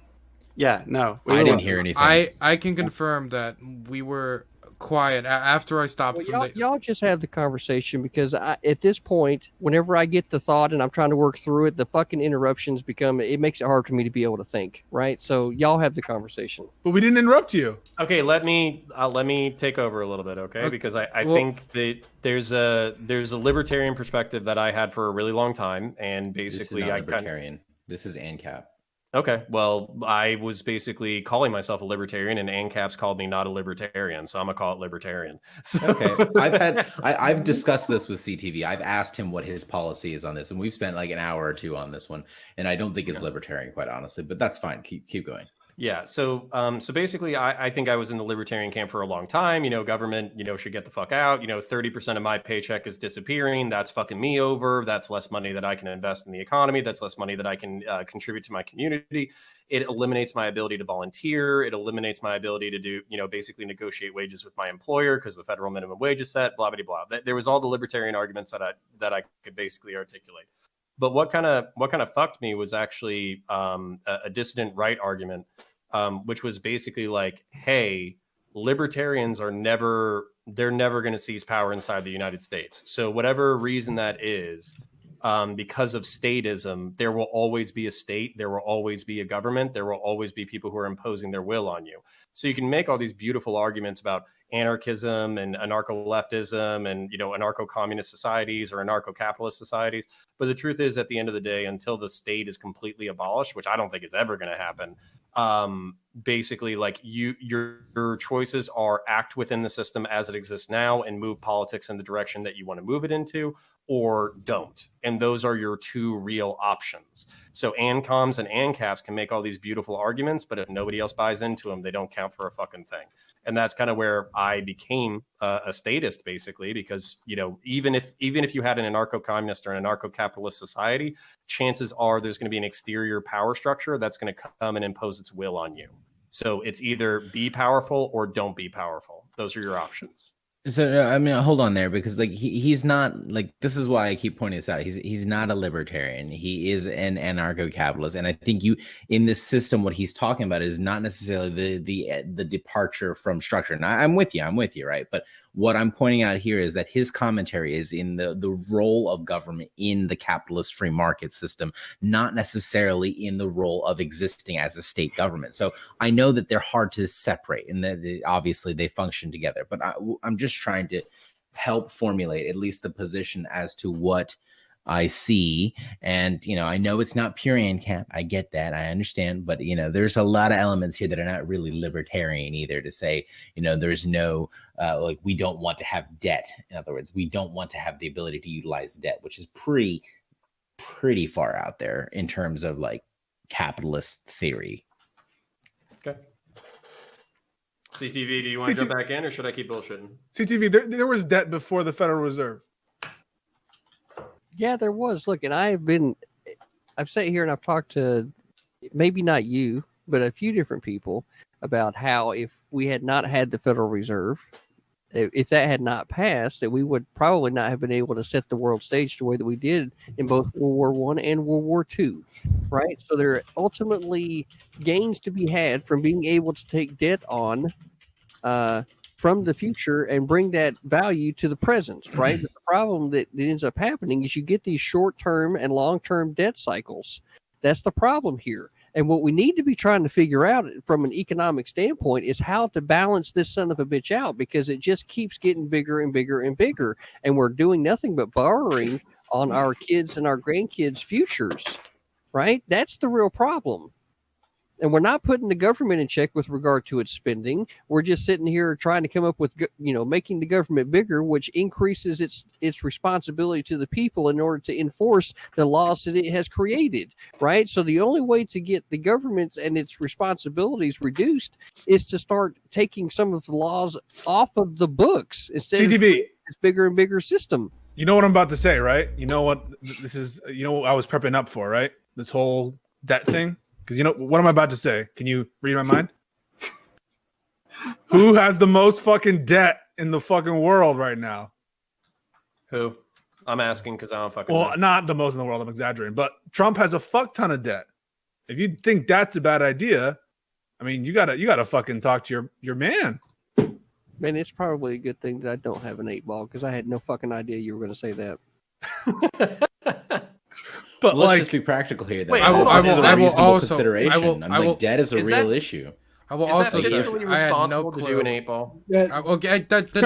Okay. We're all familiar with rule. I was talking about that fucking toy from the 80s. What the hell's on y'all's mind? We are all. Jesus Christ! Okay. And you think I'm the one who's fucked up in the head? Okay. So, it is getting to be that time. Good. That we're going to be wrapping this up. CTV, I really do want you to feel welcome on here, man. I feel if you don't feel like you didn't have enough time to talk, I'll watch the VOD over afterwards and see what I can do better next time to make sure that everybody gets a decent amount of time to talk, my guy. Okay? I'm really sorry about that, man. No, we are good. I just don't like it whenever, and it's very obvious that I'm clearly trying to put together thoughts in my own head to try to paint the picture for everybody. Mm-hmm. That's not always such an easy thing to do, and I try to be patient with people when they're trying to do that with me. And I know, Dylan, you've been great at that. Prime has been too on his panel. Appreciate both of you guys. But Pisco over there is almost like a rabid fucking chihuahua whenever he gets started, dude. You see him just jumping around. He's like, is that because of my race? So he's about to have a goddamn aneurysm over there, right? Right? It's a microaggression. Thick ass eyebrows just looking at me, and I'm like, what the fuck is this thing gonna do? Right? Microaggressions. Like, I'm wondering if it's not like some kind of show from the 80s. You know what I'm saying? Full on aggressions. So it's I try, Dylan, I try.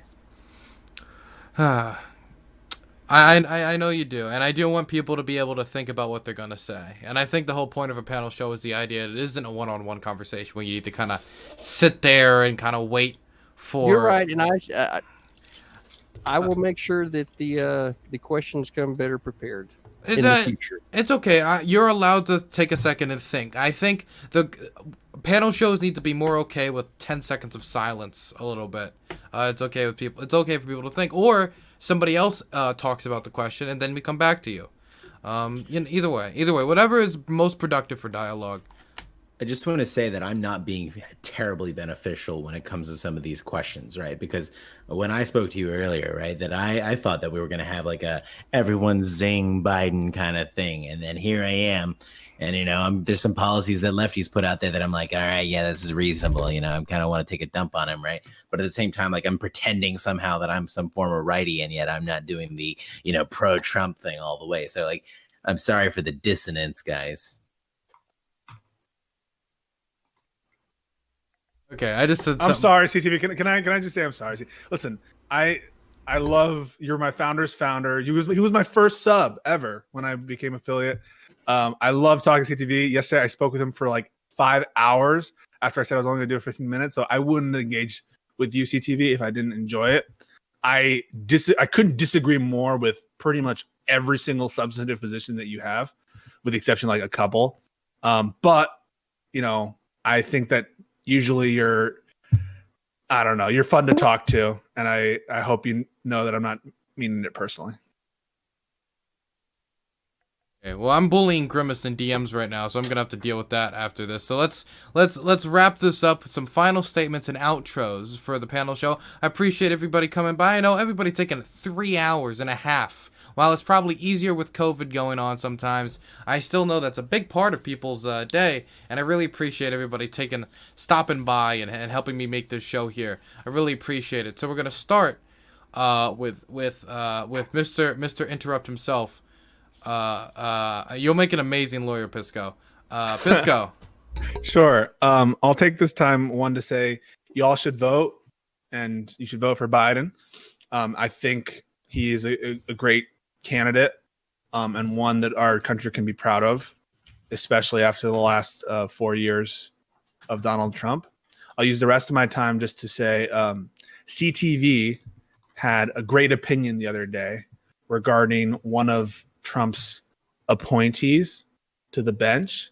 It was a Gorsuch's opinion. He had a take on it where he appreciated Gorsuch's textualist approach to a Title VII, in which it defended the rights of transgenders and gay people to have the protections of that law. So I was really impressed with CTV in that moment.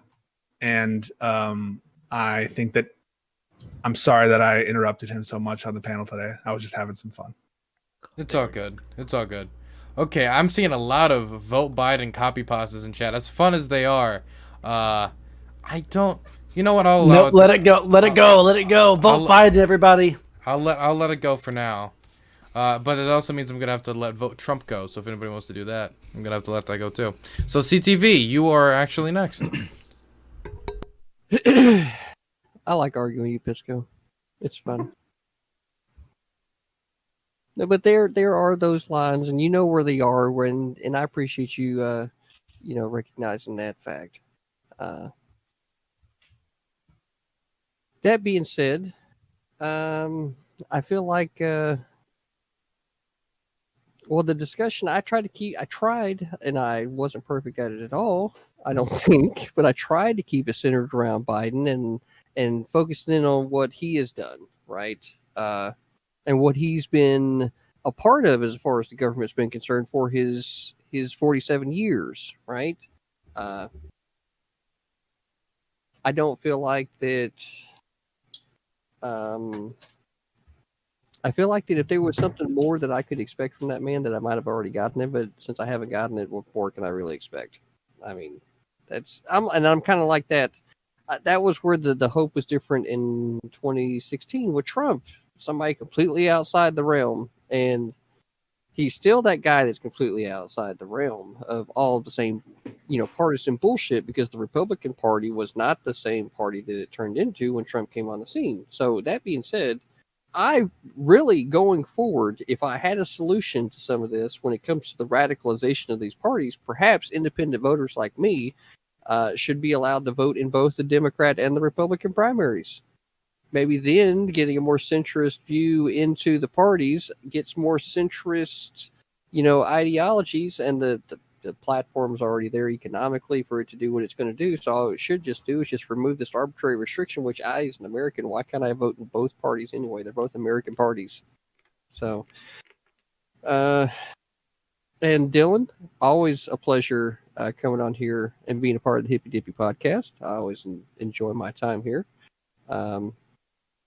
And if any of y'all want to argue with me, I've usually got some time to be able to do that. You can find me on Twitter at original_CTV. And appreciate everybody on the panel tonight.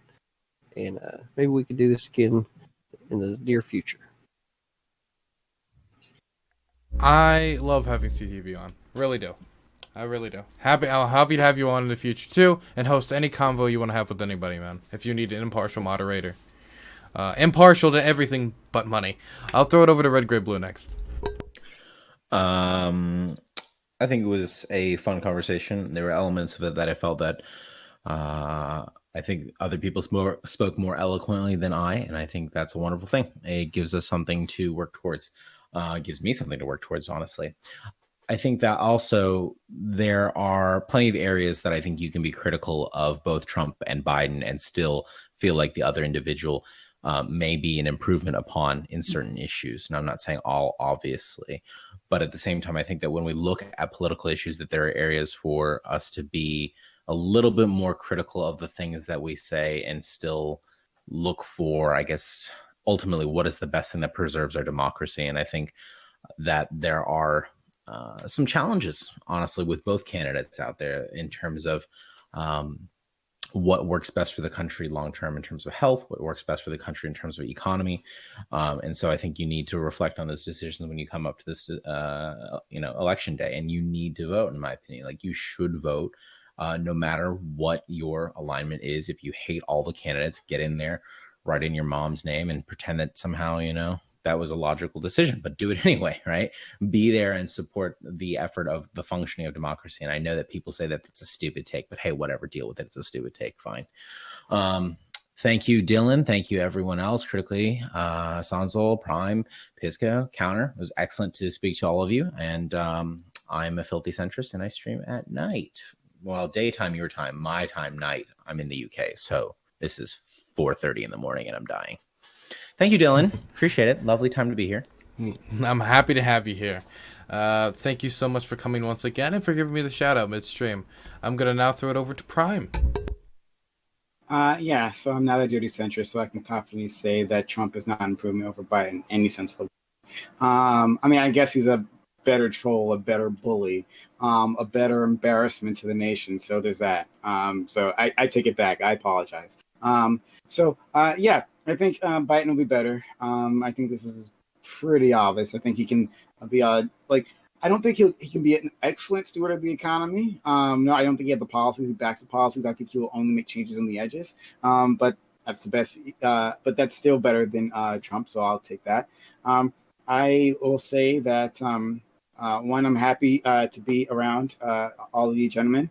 It's always a good time. I will say that my buddy Pisco was insulted earlier, saying that he was white passing. Look, white people are beautiful in many ways, but they cannot grow this luxurious eyebrows that my man Pisco can. Look at that handsome bastard. No, I'm sorry, man. That's all Latin blood right there. I'm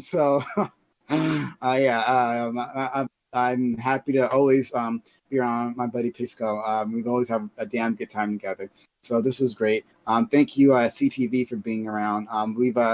He's been on my channel more often lately, and we've had actually a really good time. I think we had some productive conversations. RGB, you're fantastic. He's been on my channel as well, and I'd like to have him again as well. Sansol comes around and counterpoints, if you can hear me, is a new friend, but hopefully we can meet him again. And always have to give my respect to the homie Dylan Burns because he's been so incredibly kind to me. I thank him for inviting me onto his panel for all these great thinkers. Thank you. I'll be streaming right after this. It's a modest panel, not quite as good as this. I try my very best, but I failed so often. But Dylan Burns leads the way. Thanks, Dylan Burns, for everything. Wonderful. I was floating my mouse over that mute button. I'm going to throw it over to Counterpoints, where let me check that he is in the thing. He's been having audio problems all night. Oh, nope, he isn't. He's out again. And there he goes. I'm bringing you back in to do your outro. Awesome. Hey, can everybody hear me all right? Now I can hear you. Yep. All right, fucking awesome. Hey, so I just want to say it was a sincere pleasure fucking being here bullshitting with you guys for the past couple hours, even though I had to jump in and out. CTV, I'm sorry. I was terrible backup. And I'm also sincerely thankful that you were willing to be the heel for this conversation and kind of present the MAGA perspective and all that kind of stuff. So I appreciate you taking the hits from Pisco and, just debating with all of us and all that kind of stuff. So I really do appreciate it. As an enlightened centrist, it's hard for me to take takes that I don't necessarily agree with, but I do appreciate you doing that for us. Prime Kai, it was super cool meeting you. It was awesome. Pisco, seriously, I'm happy that you were you got to be the good guy or the bad guy. I can't fucking tell, but whatever. I can't tell either.